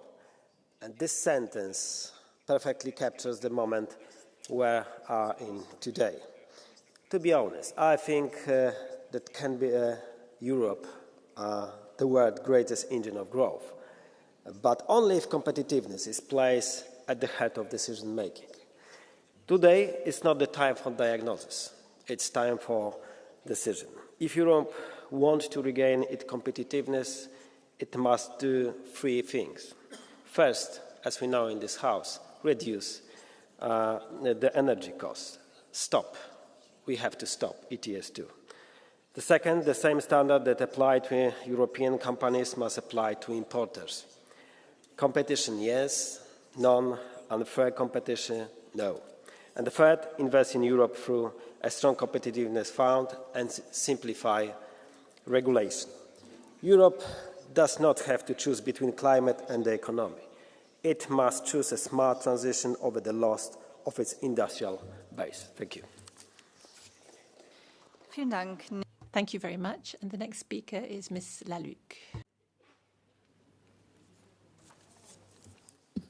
Madame la Présidente. Madam President, Commissioner, Minister, I think we've forgotten the main message from the Draghi report. What does it say? It clearly says that we don't have a problem of supply, we have a problem of demand, that this continent is not living beyond its means, but below its means. And as Ms. Ursula von der Leyen has quoted facts and figures, I'll also quote some. In the Draghi report, he refers to simplification 22 times. 6 times he talks about securitization, and 800 times he talks about investment. And which bit hasn't been put in place? The investment part. You have to say that if you put simplification in place, if you have the Capital Markets Union in place, that alone is not going to create outlets. If you want outlets, you have to do what the US has done. You have to have an industrial policy. You have to use the government purchasing power without getting worried about ideology. If we set up the Capital Markets Union without people to buy things, we would lose even more to the United States. So please implement the Draghi report, make the rapporteur proud, and I think Europe will be proud as well. Thank you. Thank you. The next speaker is Mr. Sinkevicius. Dear colleagues, Commissioner, last year Mario Draghi told us something uncomfortable. Europe is drifting and not running. He reminded us that our companies, they pay energy prices 2 or 3 times higher than their competitors in the US. And that's not an abstract statistics. That's, at the end of the day, a difference between investing here in Europe or actually leaving. And we have responded. Strategies, roadmaps, compasses. That's, of course, welcome, but between announcements and reality, there is still a long way to go. And businesses are stuck walking through it every day. Where is the genuine single market for services? We've been discussing that for years. Where is the one simple rule book that allows company to grow from Lisbon to Vilnius without drowning in 27 different systems? Draghi was very clear. This should not take months. It should take days here in Europe. Now it takes actually years, not months. So my message today is straightforward. Let's create the 28 regime this year and make an affordable energy action plan felt in every household and every factory in Europe. Thank you very much. The next speaker is Ms. Martins. Thank you very much, Madam President. Well, if I've understood this debate properly, if member states don't do what the big companies do, then they just go over the state's head. If they want to cut salaries and destroy the environment, it doesn't worry them. These democratic decisions should simply not irritate the big businesses. Well, Mrs. von der Leyen, I must, listening to what the members say, this all disgusts me. So what are they proposing? The EU seems to be not a state, it seems to be an offshore. And the obvious issue is that the US is going to be competing against, that is basically trying to undermine everything and trying to undermine taxpayers' rights to the right to schools and education, the health. They're trying to simplify, deregulate, and to financialize the EU economy. This is not simplification, it's a race to the bottom. What we should be doing instead is trying to get the best out of every country to ensure there's qualification, education and health and hope. It's not just the far right that's here threatening democracy, it's also the Commission and those who support it. Thank you very much. And the next speaker is Mr. Stoyanov.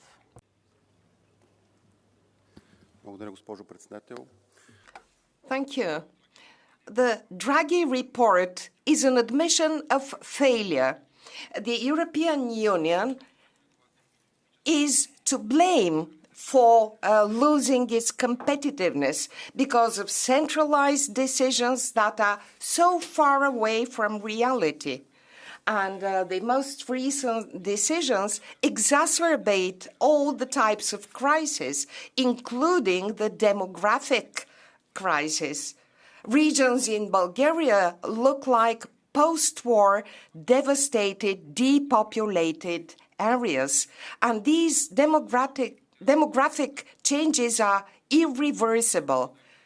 We need simplification, affordable energy, and support to national economies.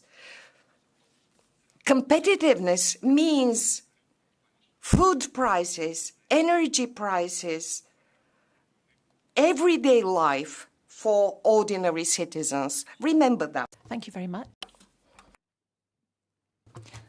Thank you very much, Madam Vice President. The Draghi report is already 2 years old, and we are here for, I don't know, how many debates already on the same report. It might have been the 5th or the 6th or the 7th. I think the key question is that what we do in this House is very much redistribution of a budget and of things that member states can get back from Europe. But defense and economy, they don't work like that. The money and the investments will go to the places that are best suited for investments, that have the highest yields, that have the best jurisdictions. Defense, it's the same thing. It's about expertise. It's about research and development. So our governance model of redistribution, and I regret because the Brits, who still used to be here, were much better at that than we are. This redistribution reflex is actually blocking us now from choosing winners, because it has to be fair. We cannot spread out economic integration over 27 countries in the same level, because the financial markets are not the same, because the infrastructure is not the same. Of course, we aspire to the same levels, but it is not the same. And as long as we don't recognize that, I don't see how we can really make progress, which is why enhanced cooperation is an urgency. And the second point I really support in the President's approach was that member states really need to step up. Instead of consuming Europe, they should start producing Europe and tell us what laws are they ready to change in order for us together to get stronger. Thank you very much. Thank you very much. Your speech has been so inspiring that we have 3 blue cards. I really can't take them all because there are still also very many catch the eyes. So I think we might take the first 2. If you accept them, which would be Mr. Grazoulis and Mr. van Lanschot. Is that okay for you? Okay, then we start with Mr. Grazoulis, 525, please. Prašom užsidėti ausinę. I think you need to put your headphones on. Tokia patirtis. Draghi savo ataskaitoje apnuogino Europą, atskleidė jos problemas, sukurta. Well, in the Draghi report, we can see all of the problems that Europe faces. Terrible bureaucracy that is basically destroying Europe. When a manager works badly, then they have to resign. You have been part of the ruling power in Europe. You created this bureaucratic apparatus. You should be resigning. That would be better. You simply can't solve the problems you've created. Didn't hear much of a question. Actually, the blue cards are... Well, there was a call for my resignation, Madam President, which obviously is not up to you, first of all. And if you ask me, of course, bureaucracy is an issue. But the omnibuses are not the formula to get our growth machine back on. The omnibuses are vertical corrections, which we need. But the real stuff we need are horizontal integration ideas about the economy and about creating our wealth. So, yes, we need to clean up the house, so a deep regulatory cleanup. I like that concept, but I don't think that the suggestions made by the colleague in that sense are working in the same direction. Thank you. Now, colleague van Lanschot, 56. No resignations.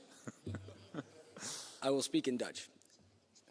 Meneer Grotink, u heeft... Mr. Grotink, you are talking about the lack of implementation of the Draghi report. Makes me think of people's good resolutions on the 1st of January and they've forgotten this by February. I'm one of those people too, but the EU must be better than that. So my analysis is that many of the corrections are foundering on national interests. National governments cling to their vested interests at home, and Draghi is saying that fundamental European reform is necessary. So what's your view of the necessary fundamental European reform? Meneer van Lanschot, now... Thank you. Well, I think I was referring to that. As long as we cling to the idea that we have to share everything very fairly amongst the 27 member states, we're not going to make economic progress because the financial markets in some countries are simply not the same as they are in others. So I would be in favour of a much more flexible form of cooperation. I would support far more initiatives coming from member states, because too often member states look to Europe to solve their problems. But I'd like to hear more from the member states about which laws they are prepared to amend in order to make all of us stronger. Van Lanschot requests a follow-up question.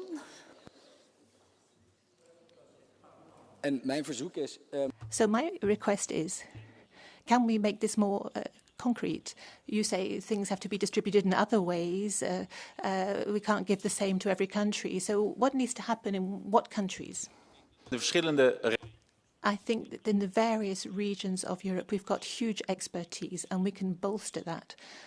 So when it comes to one country or one area might be trade, it might be cyber in another place, green technology in another. So we shouldn't think that we can all build up the same system in every single one of our 27 member states. We don't need to have it all. What we need is to give support to our investors, scale-ups and start-ups. There need to be a few places in Europe where they can do business successfully. We don't have to make this available in every single member state of the 27. Thank you very much. And now it's Mr. Fernandez who has the floor. Buenos días. Well, good day. According to the IMF and the European Central Bank, Europeans, we're inflicting upon us shadow tariffs, and that involves 40 to 70% of costs, and they're beyond that 100 or 110% for the services market. So behind these restrictions, the single market in Europe, and it's not the Green Pact, it's not ETS, it's not regulations of other sorts. These are norms, regulations, which affect us all across the board. So we have fragmentation, regulatory fragmentation, which impedes and keeps us divided and keeps the market fragmented. And that's why I would like to, indeed, what Antonio Costa said, inviting member states to come together to discuss this. I think that's a wonderful idea.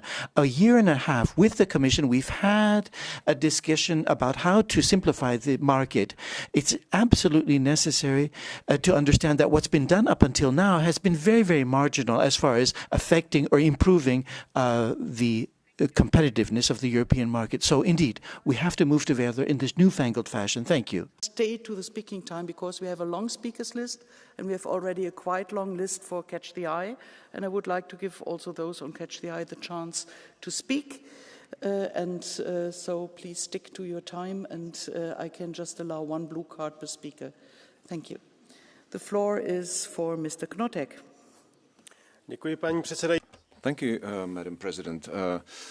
Madam von der Leyen, Mr. Šefčovič, I've listened with great attention to your words, and you've mentioned certain measures that will certainly improve European competitiveness of sufficiency. But what throws me is that you haven't mentioned the high prices of emission allowances. You want to improve European competitiveness and self-sufficiency and not look at the most expensive emission allowances in the world. If their price doesn't decrease by half, we cannot we can forget saving our competitiveness. You have overlooked strategic industries and their employees. Certain countries say that if we don't act fast, a lot of damage will be done, a lot of harm will be done. Your permanent understanding of renewable sources of energy as flawless and perfect is very dangerous. It's not only mistaken. If this was the case, the market would take care of itself. So it's nice that you want to save Europe, but you will not succeed if you will not be able to admit that you have committed certain errors and you will try to get them right. It'll be politically unpleasant, but there is no other way. Thank you. The next speaker is Piotr Müller. Szanowni Państwo, dzisiaj rozmawiamy o konkurencji. Ladies and gentlemen, we're talking about competitiveness, and I would like to talk about two aspects, deregulation and simplification. It is now very much pushed here in the European Parliament, and it's great news that the European Commission has admitted that they have over-regulated the EU legislation for years. I'm very happy that this reflection has been reached. It is only a shame that 2 or 3 years ago, when these provisions were introduced, they were marketed as great.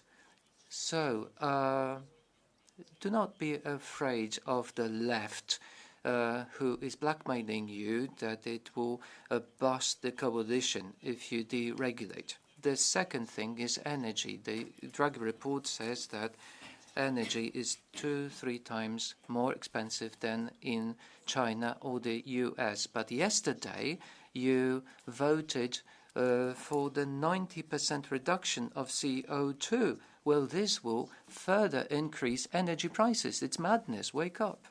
Speaker is Lidia Pereira.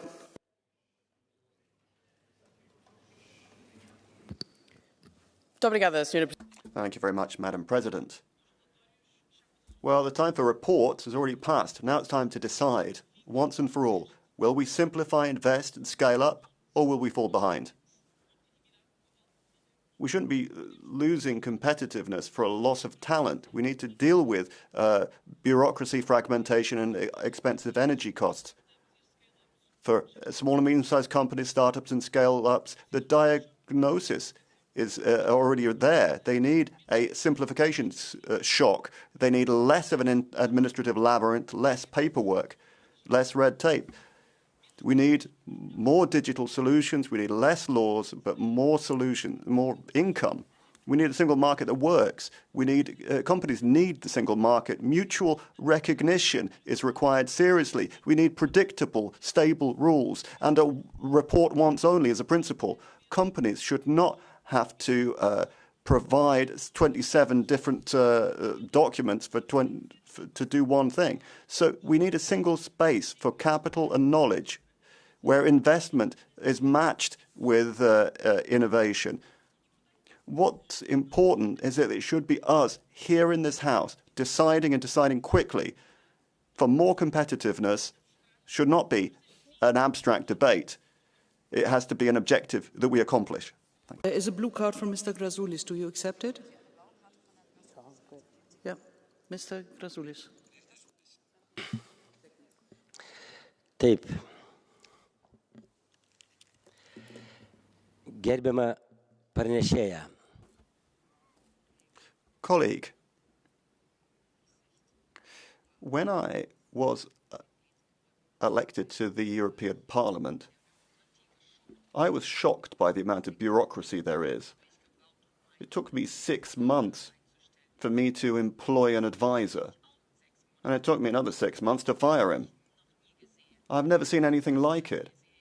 I have never seen so much bureaucracy anywhere in the world. My assistants constantly have to write reports about all sorts of things, about all of my outside work. When will all of this bureaucracy finally be put an end to?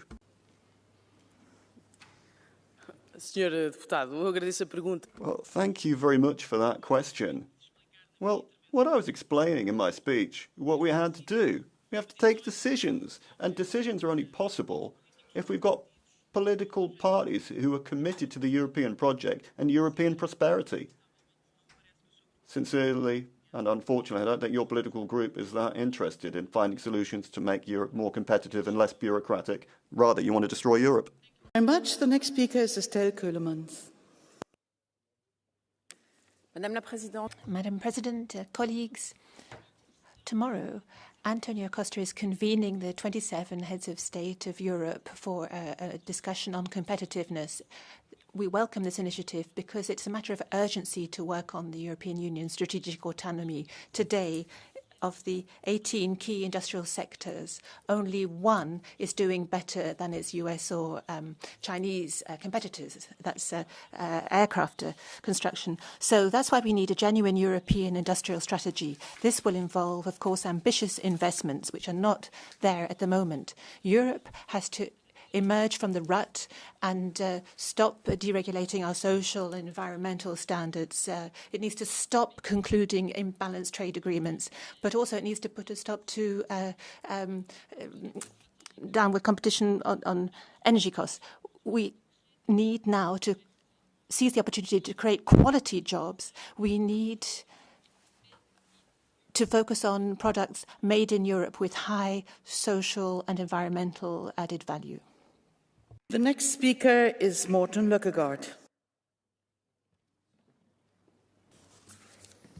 Kommissær, minister.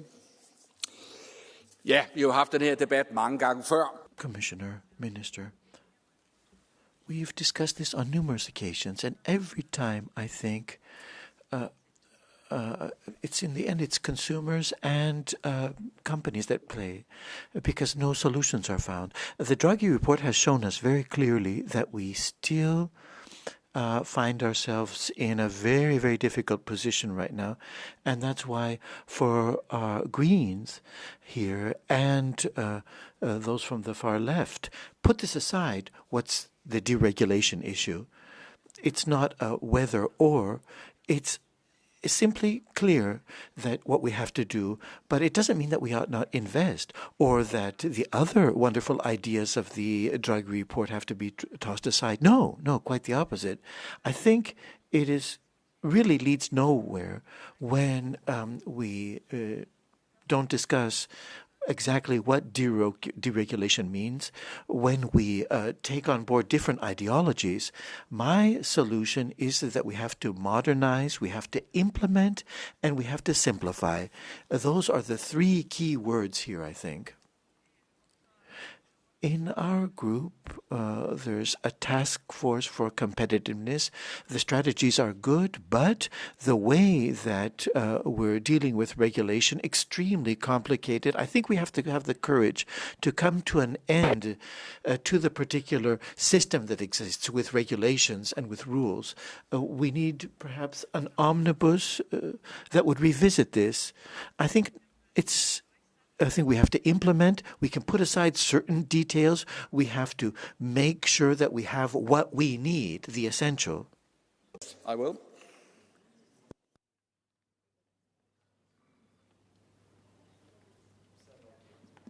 "30 seconds, please.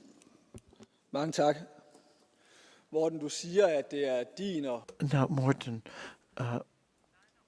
your position and that of your colleagues in Renew is that we ought to get rid of bureaucracy.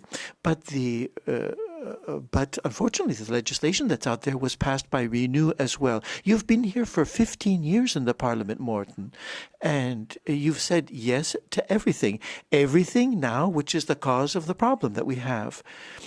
You and the left have passed all of this. How can you tell us in a credible fashion that we're going to move forward to deregulate when you are the cause of that particular problem which exists right now? Well, was that a question? Yes, indeed. You're a beginner here in the European Parliament, and I think, indeed, we have to have adjustment. We have to reshift.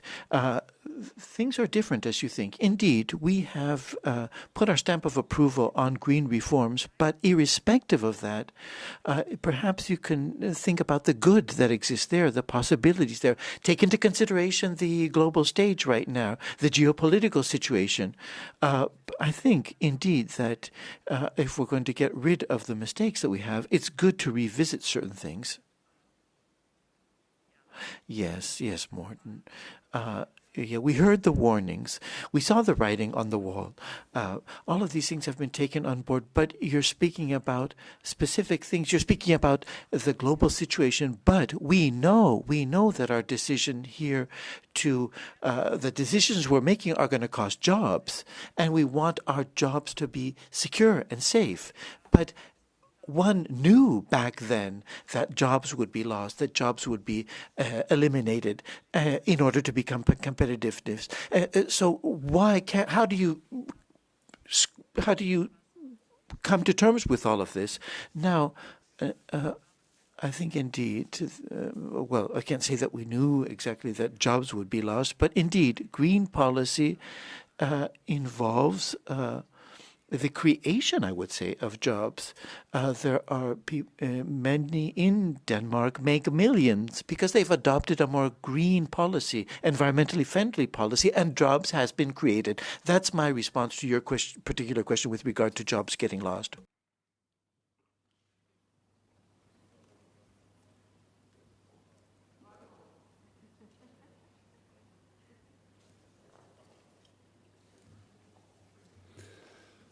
Colleagues, tomorrow our European athletes will continue to rock the Winter Olympics, while Merz, Macron, Meloni and co will sit down to think about how we can have more world champions in our industry. But without tough choices, this is pretty much the same as putting me in very shiny tights and giving me great skates to compete in figure skating. It's not gonna work.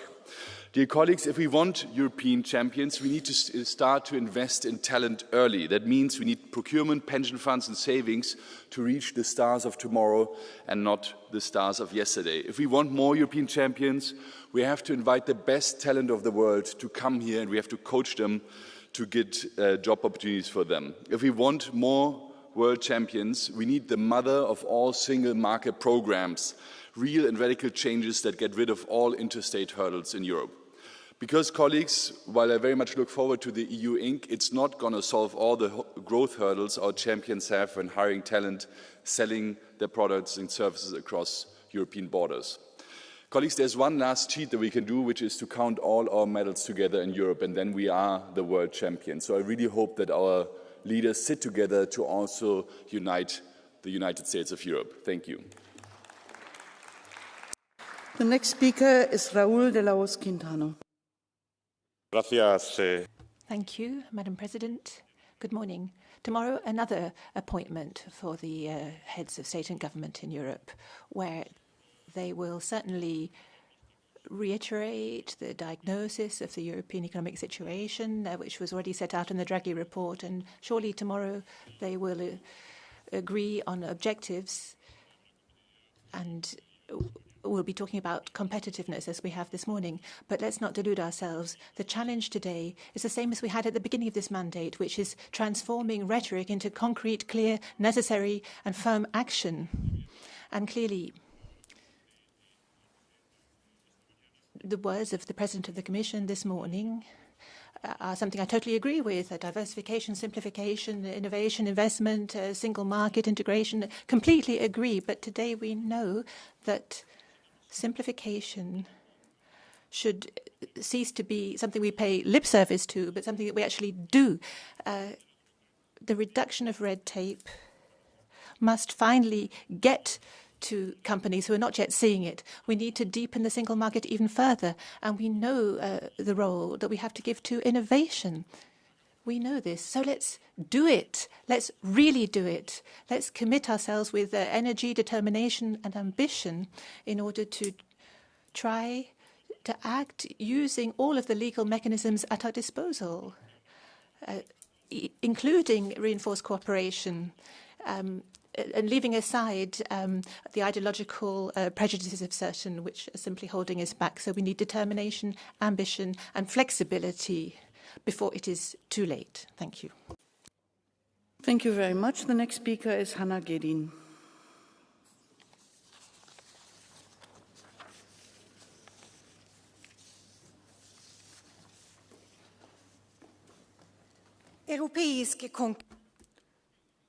European competitiveness is what we're hearing from the right, but what are you actually doing? You're taking away what we actually can compete with, our sustainability rules for the environment and for workers.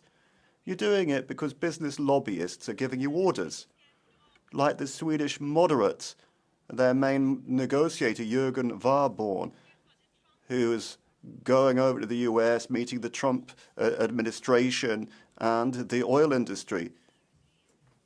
And that was 10 times he went there before he worked on the European corporate sustainability due diligence rules. It seems that industry is having the say now. Jürgen Warborn is basically rolling over for American interests. And how does that help Europe? This slashing back of sustainability and climate rules that Mr. Warborn wants, well, whose interest is that in? Whose interest is he working in? They say that fish rots from their head. So how can we have trust in democracy if the fossil fuel industry seems to have the say?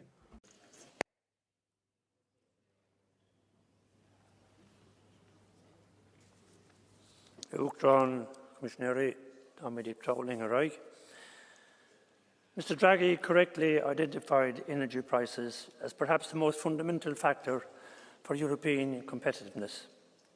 Electricity is 2 to 3 times more expensive here than in the US, gas 4 to 5 times. Without an abundance of domestic supply, there's only one way to structurally lower energy costs in Europe. That is, end our dependence on gas as quickly as possible.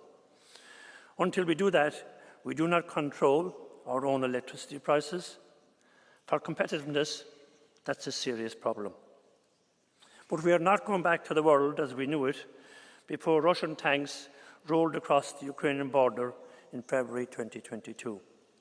And the policy actions we take must reflect this. Today's theme is urgency. I'd like to see a clear, urgent action plan from the Commission aimed at lowering EU energy prices. Set out what needs to be done urgently, and let that list be the benchmark by which this mandate is judged. There is a blue card from Mr. Bogdan Johnson. Okay, we'll take it.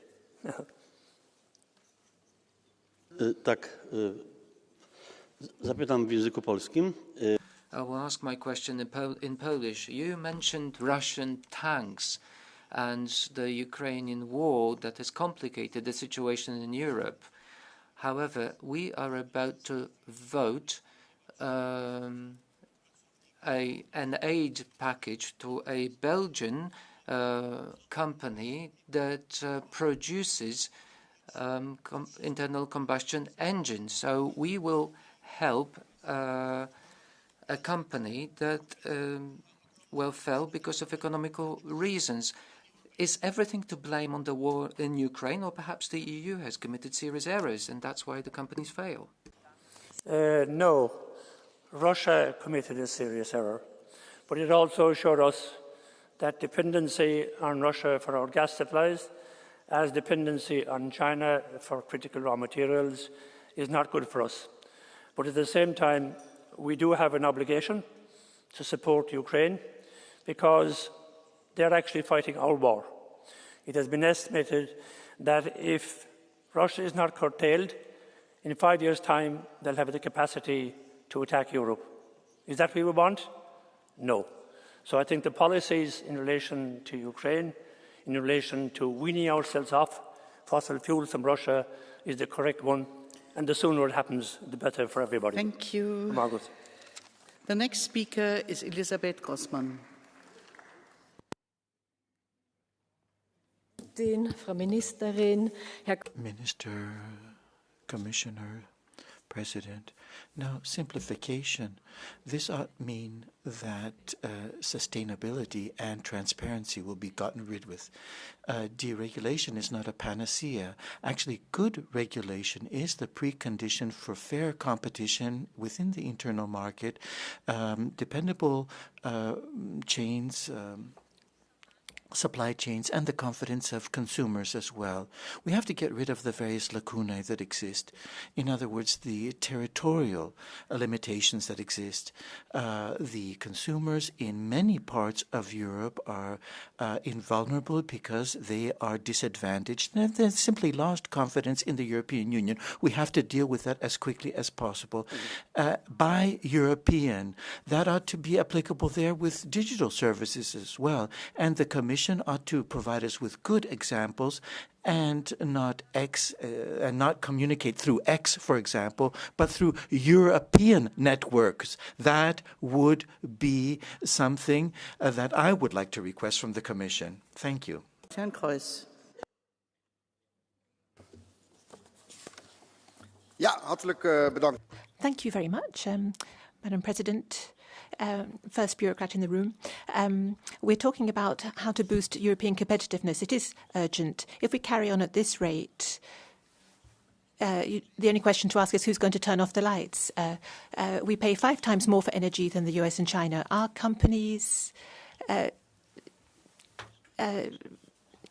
are getting a stab in the back with all of the regulations we adopt. In the single market strategy, the Commission has mentioned 10 obstacles to the single market. But you're not mentioning the biggest one, which is the European Commission itself.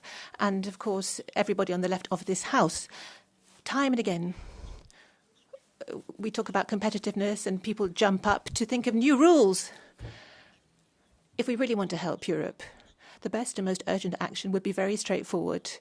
Just not adopt any new rules and regulations for the rest of the mandate. Just 3.5 years of silence from Brussels, that would be the best thing for our competitiveness.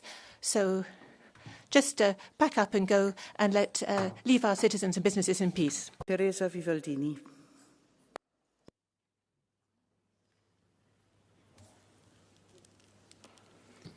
Grazie Presidente. Thank you very much, President. Today we're talking about European competitiveness in a moment that is not just a transition, but an absolute transformation. Europe cannot sit back and be a spectator. It has to be a protagonist, economically, socially, and geopolitically. Our main asset is the single market, which is underused. It's weighed down by regulatory differences. And competition in the single market is not always fair, particularly for small and medium-sized companies, including micro companies, which are the backbone of Europe's industry. Relaunching European industry means relaunching a single market that is genuinely a space of economic freedom and fair competition, of trust and opportunity. The key words are simplification, equitability, and sustainability. But the ecological transition should not be punitive, but it has to be a competitive lever. The deforestation rules, CBAM and ETS, risk causing distortion if they are not accompanied by a realistic time frame and flanking measures. The speaker is interrupted. Over. Thank you. The next speaker, I have to close the blue. Yeah, sorry. Blue card. I have also to close the blue card list now because we have already a delay and we want to start with the votes in time. So the next speaker is Wouter Beke. Dank u, voorzitter. Thank you, President, Commissioner, colleagues. Tomorrow there'll be this retreat in Aldenbiesen, which is a lovely castle with a rich history in my province of Limburg. That is a region that has a fine history too, a fine industrial history, where mines unfortunately have been closed down, where Ford Genk flourished but was then closed down. We've received some setbacks in our region, but we've always come back again. And that's what we need now. 1 million jobs have been lost over the last 4 years in the chemical industry. Hundreds of thousands of jobs have been lost with chemical businesses closing down. So we know what has to happen. Lower energy costs, have fair competition, have workable rules and a stronger internal market. There are plans enough, Commissioner. What we have to do now is do what we did in Limburg. Once we are hit, we bounce back, we take decisions to prepare for the future. There is no time to waste. Next speaker is Bruno Gonçalves.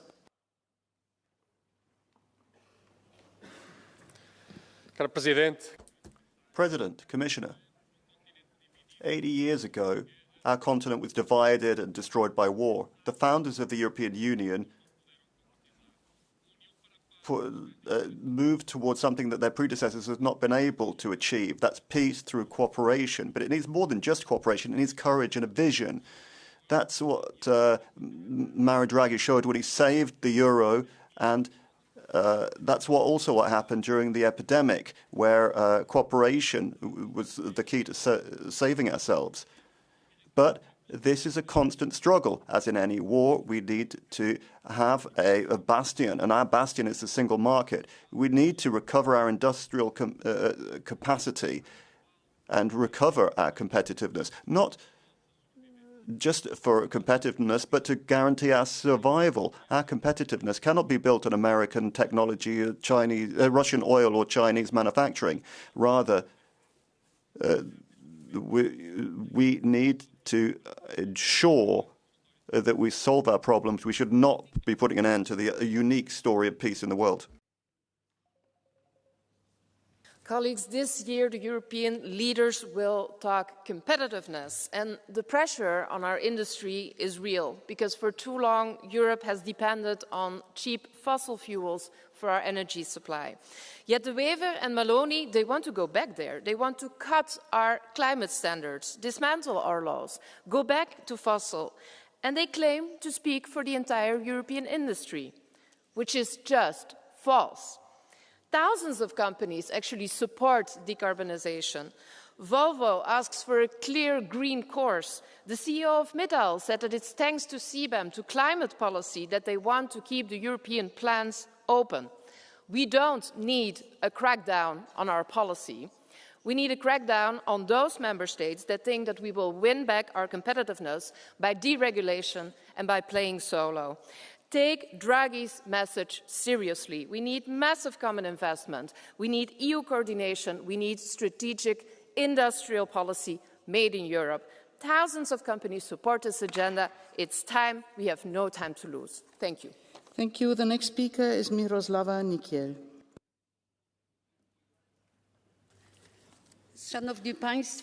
Ladies and gentlemen, the EU too often focuses on creating and improving legislation instead of acting fast and efficiently. Efficiency means more than perfection. Everyone knows time is money. Lack of action costs us more than courageous decisions. Words will not bring the bills down. The words will not reinforce faith in the European project. We need to deepen the single market. We need to do away with the barriers that are blocking the entrepreneurs and the industry today. We need to bring down the costs of living down today and not tomorrow. Europe knows the diagnosis but doesn't know how to implement it. the gap between the analysis and reality is growing. We've got reports, we've got wonderful Draghi's recommendations that should have been implemented a long time ago. Europe needs decisions, citizens need decisions, and they need them now and not tomorrow. And to Mr. Jaki, it is quite on the contrary, more and more Poles are now going back to Poland. Thank you very much. Marianne Wind. Tak, formand, kommissær, minister. Thank you very much. Chairman, Commissioner, Minister. Competitiveness is the big topic that everyone's talking about, and it is important. But it's not true that Europe will be stronger if we deregulate. No, on the contrary, good companies need good, clear rules. Otherwise, they won't be able to focus on what's right for society. We need to build on competitiveness, and if people have good jobs, if they're able to be more productive and more innovative, and they have money for their families, that's what matters, and that will benefit the whole of the economy. And across Europe, in many parts of Europe, there aren't enough jobs, so it's silly to destroy people with stress and bad working conditions. That doesn't make sense. Our strength in the European Union is the labour market, and if people have a good salary, they have security in their job, they can be innovative. Thank you.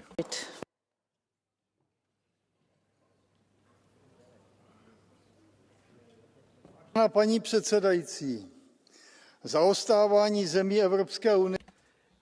European Union countries' situation is no longer a secret. It's a good thing that we're analysing the problem. But if we ignore the big problems, then our efforts won't bear fruit. We've been talking about the Green Deal and all its consequences. It's considered an untouchable dogma. It's not the only problem. Unproductive activities, militarization, developing conflict with Russia, which have become a potential partner for raw material trade. Even despite our efforts to isolate them in trade and beat them on the battlefield. Then there's a decline of national education and the decline in consumer society. We have an aging society being replaced with immigrants from underdeveloped countries. Fabio De Masi now. Frau Präsidentin, die Menschen... Madam Chair, people are exhausted in Europe because of insufficient infrastructure, because of the expensive cost of living, and also fed up with bureaucracy. And this does not mean if you dismantle bureaucracy, if you try to dismantle those that are creating wealth in Europe. So the investments in defense is crazy. I mean, we've privatized our networks and we pay high prices. It's crazy to see that even in the case of the very necessary peace in Ukraine, the Nord Stream pipeline is going to be put into action again, and we're going to be paying and being dependent on Russia even more. We need to have Nord Stream fitted in to a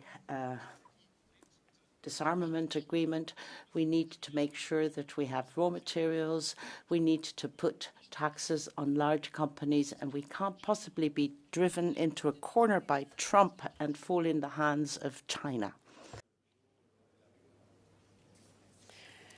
Dependence and deindustrialization are not a threat for the future. It's the future of Europe. It's the present of Europe. We've got manufacturing as less than 15% of GDP, and we are more dependent than ever for raw materials and key technologies. Internal barriers have set up fees of over, or tariffs of over 40%. Some green policies are a brake on growth. Carbon tax represents up to 20% of bills, reducing competitiveness, but not emissions. This is not a transition, it's outsourcing. We need urgent choices on work and growth. We need to rapidly adopt a strengthened or enhanced cooperation partnership. Single market of goods and the 28th regime. The roadmap before March to build a strong Europe that defends its own productive base and connected jobs, cohesion and welfare. Thank you. The next speaker is Nikos Papandreou. Chair, Commissioner, briefly on the Green Deal. Yes, the Green Deal will cost more, but better to spend now than later. It's like preventive health. Do we want the patient to get sick and pay ICU, or to be healthy now and spend much less? So yes, it's going to cost. Now, why do we want the single market? Why do we have so much pressure in the Draghi report? Because that'll make, to use a word not used here, the capitalist system work better. Why do we want the capitalist system to work better? In Social Democrats, we have a surplus, an old word, for our health policies, for our society. How do we get there? That's our big problem. I see two ways. This is a 1-minute speech. One is we have the MFF, that wasn't mentioned. The MFF, I look at it as a tool to break down the silos.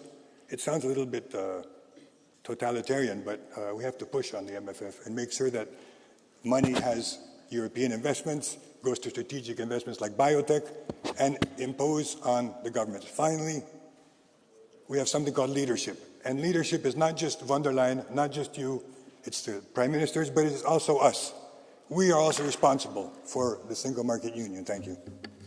Thank you. The next speaker is Jorge Buxa de Villalba. Europa. Thank you. Europe is in pain, and you are organising its funeral. Since 1994 now, we've had PP and socialist governments in Spain, and those under the age of 65 are poorer now than they were in 2007. 2 generations condemned to poverty.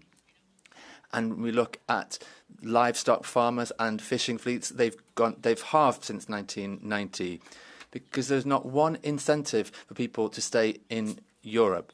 Risk capital doesn't get to Europe because the risk in Europe is all of you. And you think more about what bosses' sexual behaviour than what is better for people. The costs of housing, energy prices, for example. What about public debt and deficit, immigration? That's what you focus on. But then for self-employed people and business people, what about them? People aren't able to buy houses, and you're focusing on climate neutrality.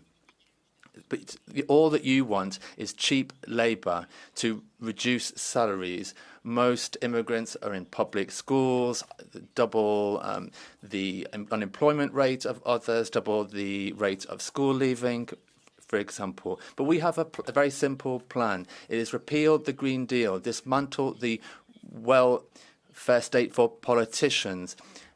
And we also want to deregulate like there were no tomorrow. Thank you. Christopher Storm. I årevis har centrum venstre og venstrefløjen smadret Europas konkurrenceevne. Thank you. Well, for many years, the left have burdened competitiveness. Their ideas, their measures have not at all helped European citizens, whereas the economies of China and the United States grow. Well, what have we got? Controls, reports, notifications, and that is costing us growth and a large number of jobs. Fortunately for Europe, the right has a majority, and that is the reason why we will be able to counterbalance this policy, create competitiveness, because if not, the world will continue progressing and we will be staying behind. We need to stop legislating left, right and centre. That is not good for Europe. The best for Europe is the right, because we want to grow we really want to defend and are capable of defending European citizens.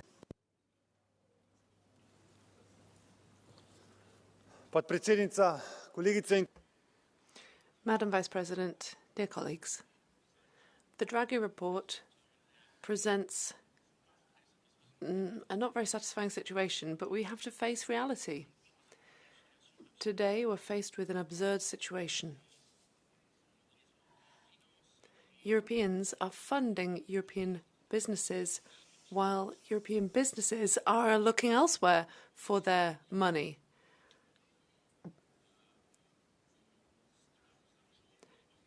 Our citizens have their money in European banks while they are funding growth elsewhere. Money is not leaving Europe because we don't have enough talent here. It's because it's much easier to invest elsewhere.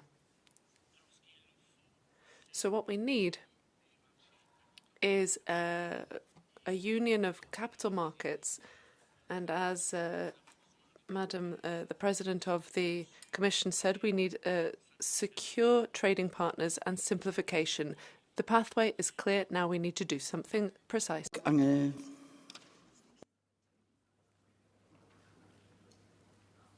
Thank you, President. 2028, both the Commission President and the European Council declared 2028 as the deadline to complete the single market. Yes, the single market is an undeniable economic success story, but today we need to reignite the fire of the single market to bolster our competitiveness and to allow Europe to politically stand firm in today's adversarial world. Like it or not, as long as certain strategic areas are excluded from the single market, Europe will not reach its full potential. We need an investment and savings union to unleash capital in the real economy and innovation. The long-awaited energy union can finally bring down energy prices for families and companies. Integration of telecommunication can lower prices and improve infrastructure and connectivity.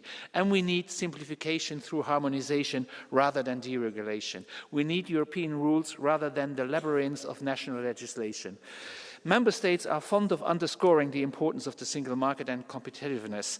The question is, are Member States ready to politically do what is necessary and commit on deepening the single market in these areas?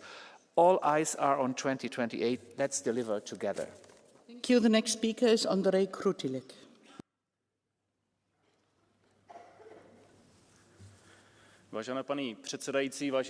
Thank you very much, Madam President, Commissioner. The Draghi report correctly identified where we had fallen behind and offered solutions, but unfortunately the European Commission hasn't taken up these solutions, and we are still waiting to see what will come. Take the example of simplification of legislation, for example. We have omnibus bills, things have been amended, but it's not enough. We need you to take a machete and cut through the jungle of European laws. And don't leave anything there that does not belong there. The single market is the foundation. It's depressing to see that the Commission does not have the courage to use it to its full potential. Growth was higher when we removed barriers, so let's allow for free enterprise and trade, innovation, and a reasonable approach to energy and climate protection. This is the only way that we will be successful and finally respected. Poštovana potpredsjednice, kolege. Madam President, dear colleagues, European citizens nowadays feel growing costs of living. Our companies, especially small and medium companies, have problems being competitive. They have problems with excessive regulation. The implementation of the Draghi report is thus at the very core of the vitality of Europe, at the very core of European survival in the world that is ever more complex. Without strong economy, we cannot respond to all the geopolitical problems around us. The first problem is excessive regulation, which has real consequences for investment, and this is why we need simplification. We also need to complete a single market. It is still not integrated enough to be completely free and to enable a level playing field for all. Europe cannot allow itself to be weak. It cannot allow itself not to be competitive. So this year we need to do as much as possible.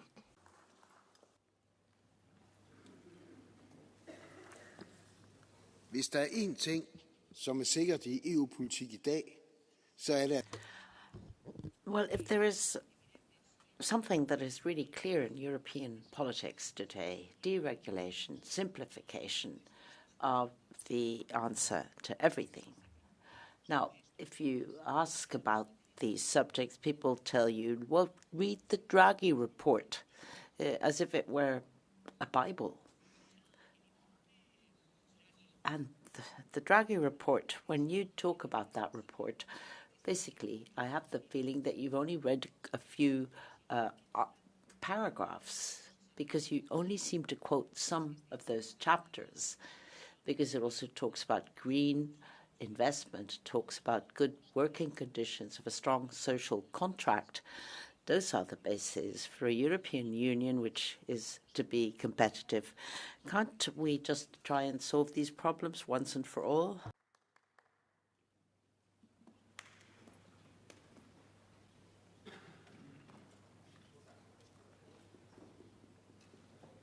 Ja, vielen Dank, Frau.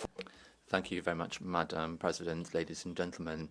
If we want prosperity, we need competitiveness, and for that we need strong nation states, and for that we need a patriotic alternative. The internal market must be strengthened, and the freedom of movement for goods and services as an expression of that. But the ideological climate mania of the Commission continues. We have more than 1,000 new legislative acts last year alone.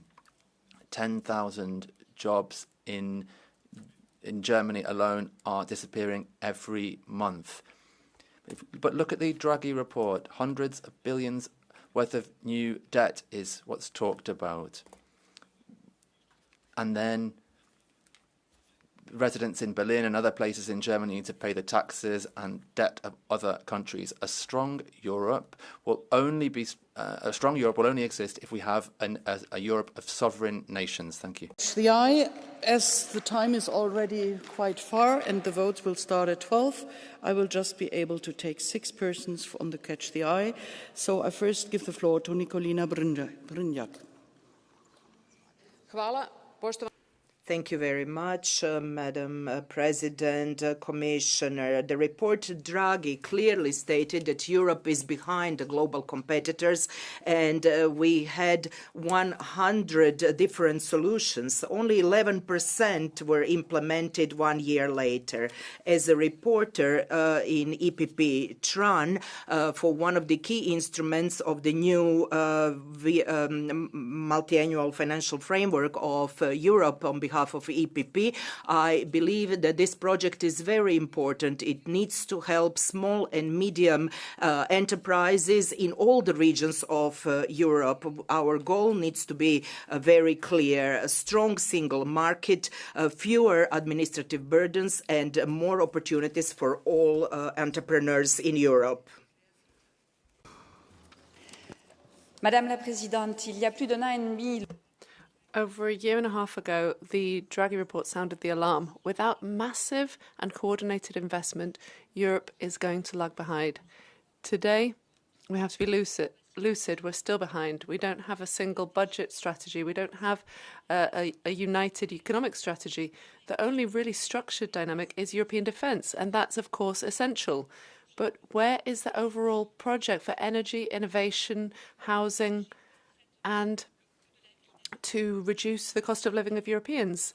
At this time, the right and the far right are characterising the Draghi report as only meaning deregulation. No, simplification doesn't mean deregulation. For Europe, we no longer have to diagnose, now we have to decide.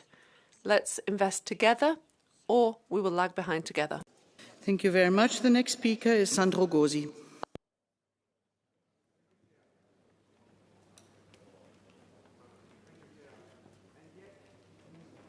Work. Yeah, now yes.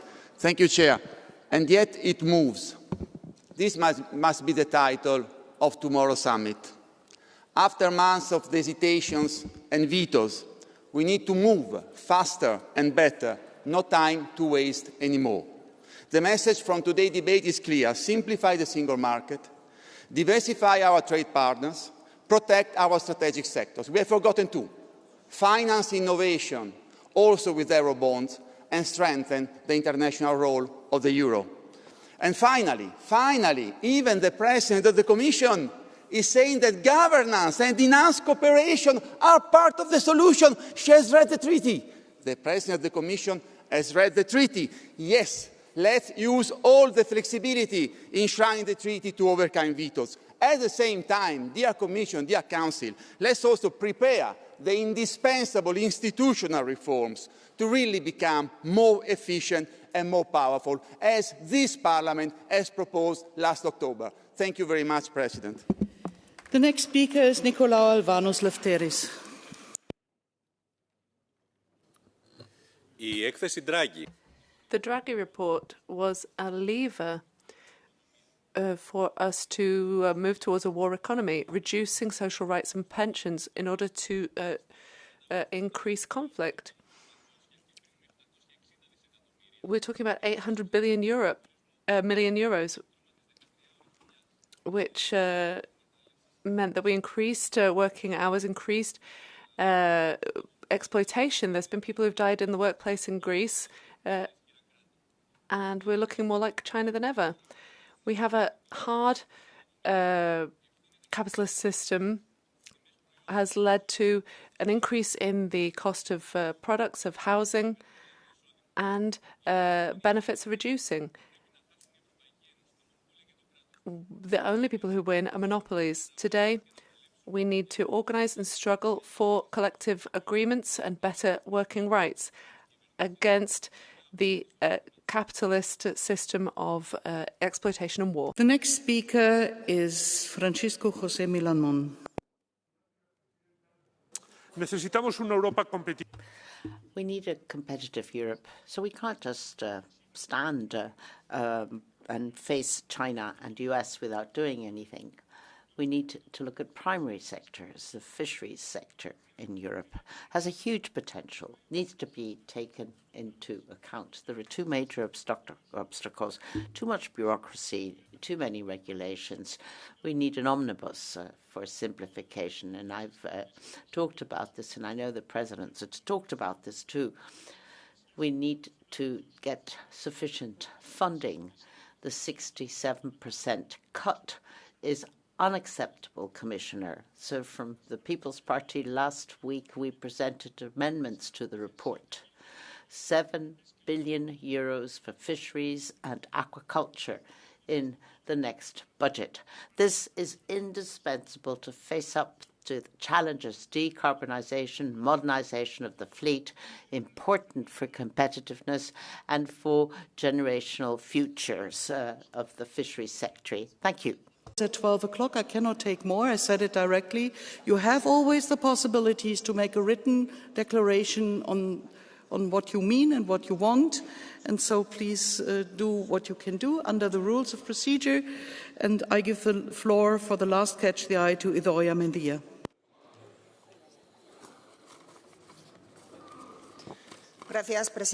Thank you very much, Madam President.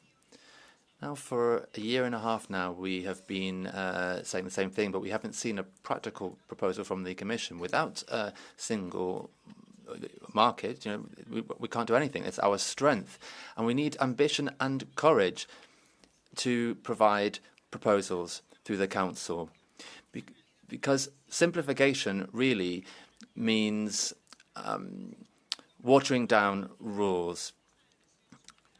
And you have a wish list, but you've forgotten the most important thing. Competitiveness is based in people, in quality jobs. And this is why the high quality jobs legislative proposal is so important. And it must lead to proper salaries and mobility with rights. We need to also conclude the agreement on the coordination of social security systems. That's been ongoing since 2019. We need more Europe. Thank you. Now I pass the floor to the Commissioner Šefčovič.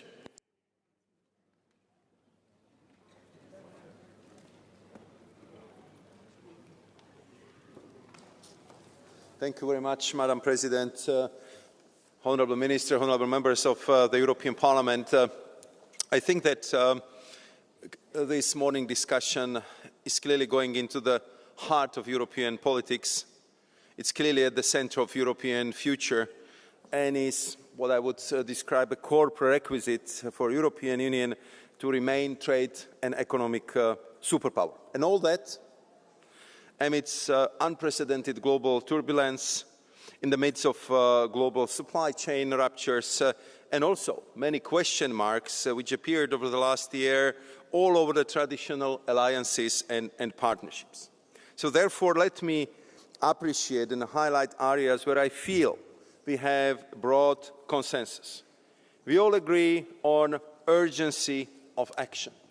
We agree on priority to be given to EU competitiveness, and we agree on the need to implement Draghi and Letta report. And I think it was very well summarized with all the dynamism and Franco-Italian temperament demonstrated a few minutes ago by my good friend Sandro Gozzi. Let me also provide few remarks on the need of simplification, or as European businesses call it, debureaucratization. If we agree with Draghi and Letta reports, as well as echoes coming from the European businesses, we can only redouble and accelerate our efforts in cutting red tape, reducing administrative burden, cutting down unnecessary reporting obligations, but also modernizing our legislation in line with the need for innovations. Our SMEs cannot spend more than 20% of their working time to comply with EU overregulation. So my plea here is let's work together on a smart approach to legislation and on giving more flexibility and oxygen to the European economy. I also would like to highlight how much I appreciate all of the remarks that underscore the need to deepen single market with, as Mr. Gotting put it, horizontal integration through targeted regulations, so we can avoid the impression which I very often hear from my free trade agreement partners who are very often telling me that, for example, to set up companies in 4 different member states require 4 different rules. This would also help us to reverse the negative tendency that trade among us, the 27 member states, is stagnating on, in some cases, even going down. And it would also help us to get rid of barriers, which, as it was rightly pointed out, are 3 times higher than among states of USA. If you allow me to continue by few remarks on European preference and free and fair trade. I agree with all of you who push for European preference in strategic sectors as an instrument that will contribute to strengthen Europe's own production base. It can help create lead markets in those sectors and support the scaling up of European production capabilities. But let's be also clear, it's a fine line. No one size fits all, and that is why every proposal must be supported by solid economic analysis and be in line with our international obligations. To conclude, Madam President, I would like to highlight that despite all turbulences, the European Union is still #1 global trader, ahead of China, ahead of the United States. Our turbocharged trade offensive is reflecting the esteem the European Union has as a fair trader, biggest trading bloc, and huge consumer power. So I would appeal to all of us, let's avoid temptation to create closed shop Europe and do what we do so well. Let's do free and fair trading with our partners. Our new and old free trade agreement partners offers us new opportunities for our exports, more diversification in building alternative supply chains, and let's remind ourselves that trading supports half of our GDP and more than 30 million jobs in Europe.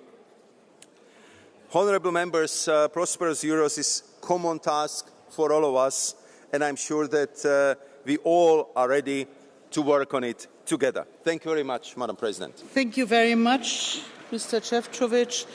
Dear colleagues, I really beg you to show a little bit of respect to the speakers here in front. And if you want to talk, please go outside and then you come in afterwards when we start with the votes. But not during the debate. We still have, and I really beg you to be quiet when sitting down or go outside. The next speaker and the last speaker in this morning's debate is Marilena Rauna, Deputy Minister for European Affairs for the Council.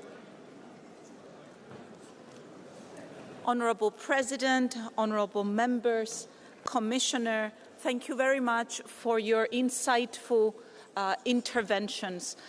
The subject matter of today's debate, urgent to revive EU competitiveness, deepen single market, reduce the cost of living, sums up everything that is at stake right now for the European Union. The single market is Europe's most powerful asset for our economic sovereignty. Economic strength and geopolitical footprint and relevance go hand in hand. This is why the Cyprus presidency is placing at the heart of the Council's work, deepening our single market, strengthening Europe's competitiveness, putting at the heart of the Council's work openness and outwardness, and this means expanding our network of trade deals. And in doing so, projecting the Union as a stable, predictable partner that is trustworthy and attached to international law. We look with great anticipation to the Commission's forthcoming flagship initiatives, notably the Industrial Accelerator Act, the proposal for the 28th regime, the revision of the Public Procurement Network, and the European Innovation Act. These initiatives, together with the forthcoming roadmap on the single market, must translate ambition into concrete deliverables and clear timelines with true impact for European businesses and our citizens. We are working in the Council to advance negotiations across key files, such as the EU grids package. We know that high energy prices, and very many of you have mentioned it, are hindering European competitiveness and affecting our households. Please, sorry, Minister. Please, colleagues, show a little bit of respect for the speaker. We have here a minister talking to us, and you are talking as loud as never before. Sorry. If you have to say something important, please go outside, but please, here in the room, now listen to the speaker. Thank you. At the Council, we are working to advance negotiations across key files, such as the EU grids package. Very many of you have made reference to the high energy prices that are hindering European competitiveness and affecting European households. The ongoing negotiations in the framework of the new MFF on the European competitiveness funds, with the objective of making significant progress in the Council by the end of our presidency. This, of course, will require continued political will, shared responsibility, and close cooperation amongst all EU institutions and member states. We understand very well that the stakes are high. Europe's competitiveness, this means also Europe's global standing because those go hand in hand, resilience and future prosperity. but we also know that together we can deliver. A number of you made reference to simplification and deregulation. Let me be clear. Simplification does not mean deregulation. The Council is clear. The Council is clear that the objective is to make existing regulatory and administrative framework more effective, easier to apply, and not to lower our standards or to weaken protections. Simplification is about cutting red tape, cutting paperwork, and eliminating overlaps while preserving the EU acquis and, of course, the integrity of our single market. I assure you that the Council will ensure that any simplification initiatives are carefully assessed and consistent with the principles of better regulation. And let me also underline, as many of you have, that our European model combines economic strength and social fairness. Let me conclude by highlighting that you can count on the Cyprus presidency to drive work forward with ambition, maintaining momentum and working tirelessly towards tangible outcomes that strengthen the single market, boost EU competitiveness and Europe's global standing, with unity and urgency. Thank you. Thank you very much, Minister. Die Aussprache ist hiermit geschlossen. That concludes the debate. The sitting will now be adjourned for a couple of minutes, and then we will start again with the votes. Thank you.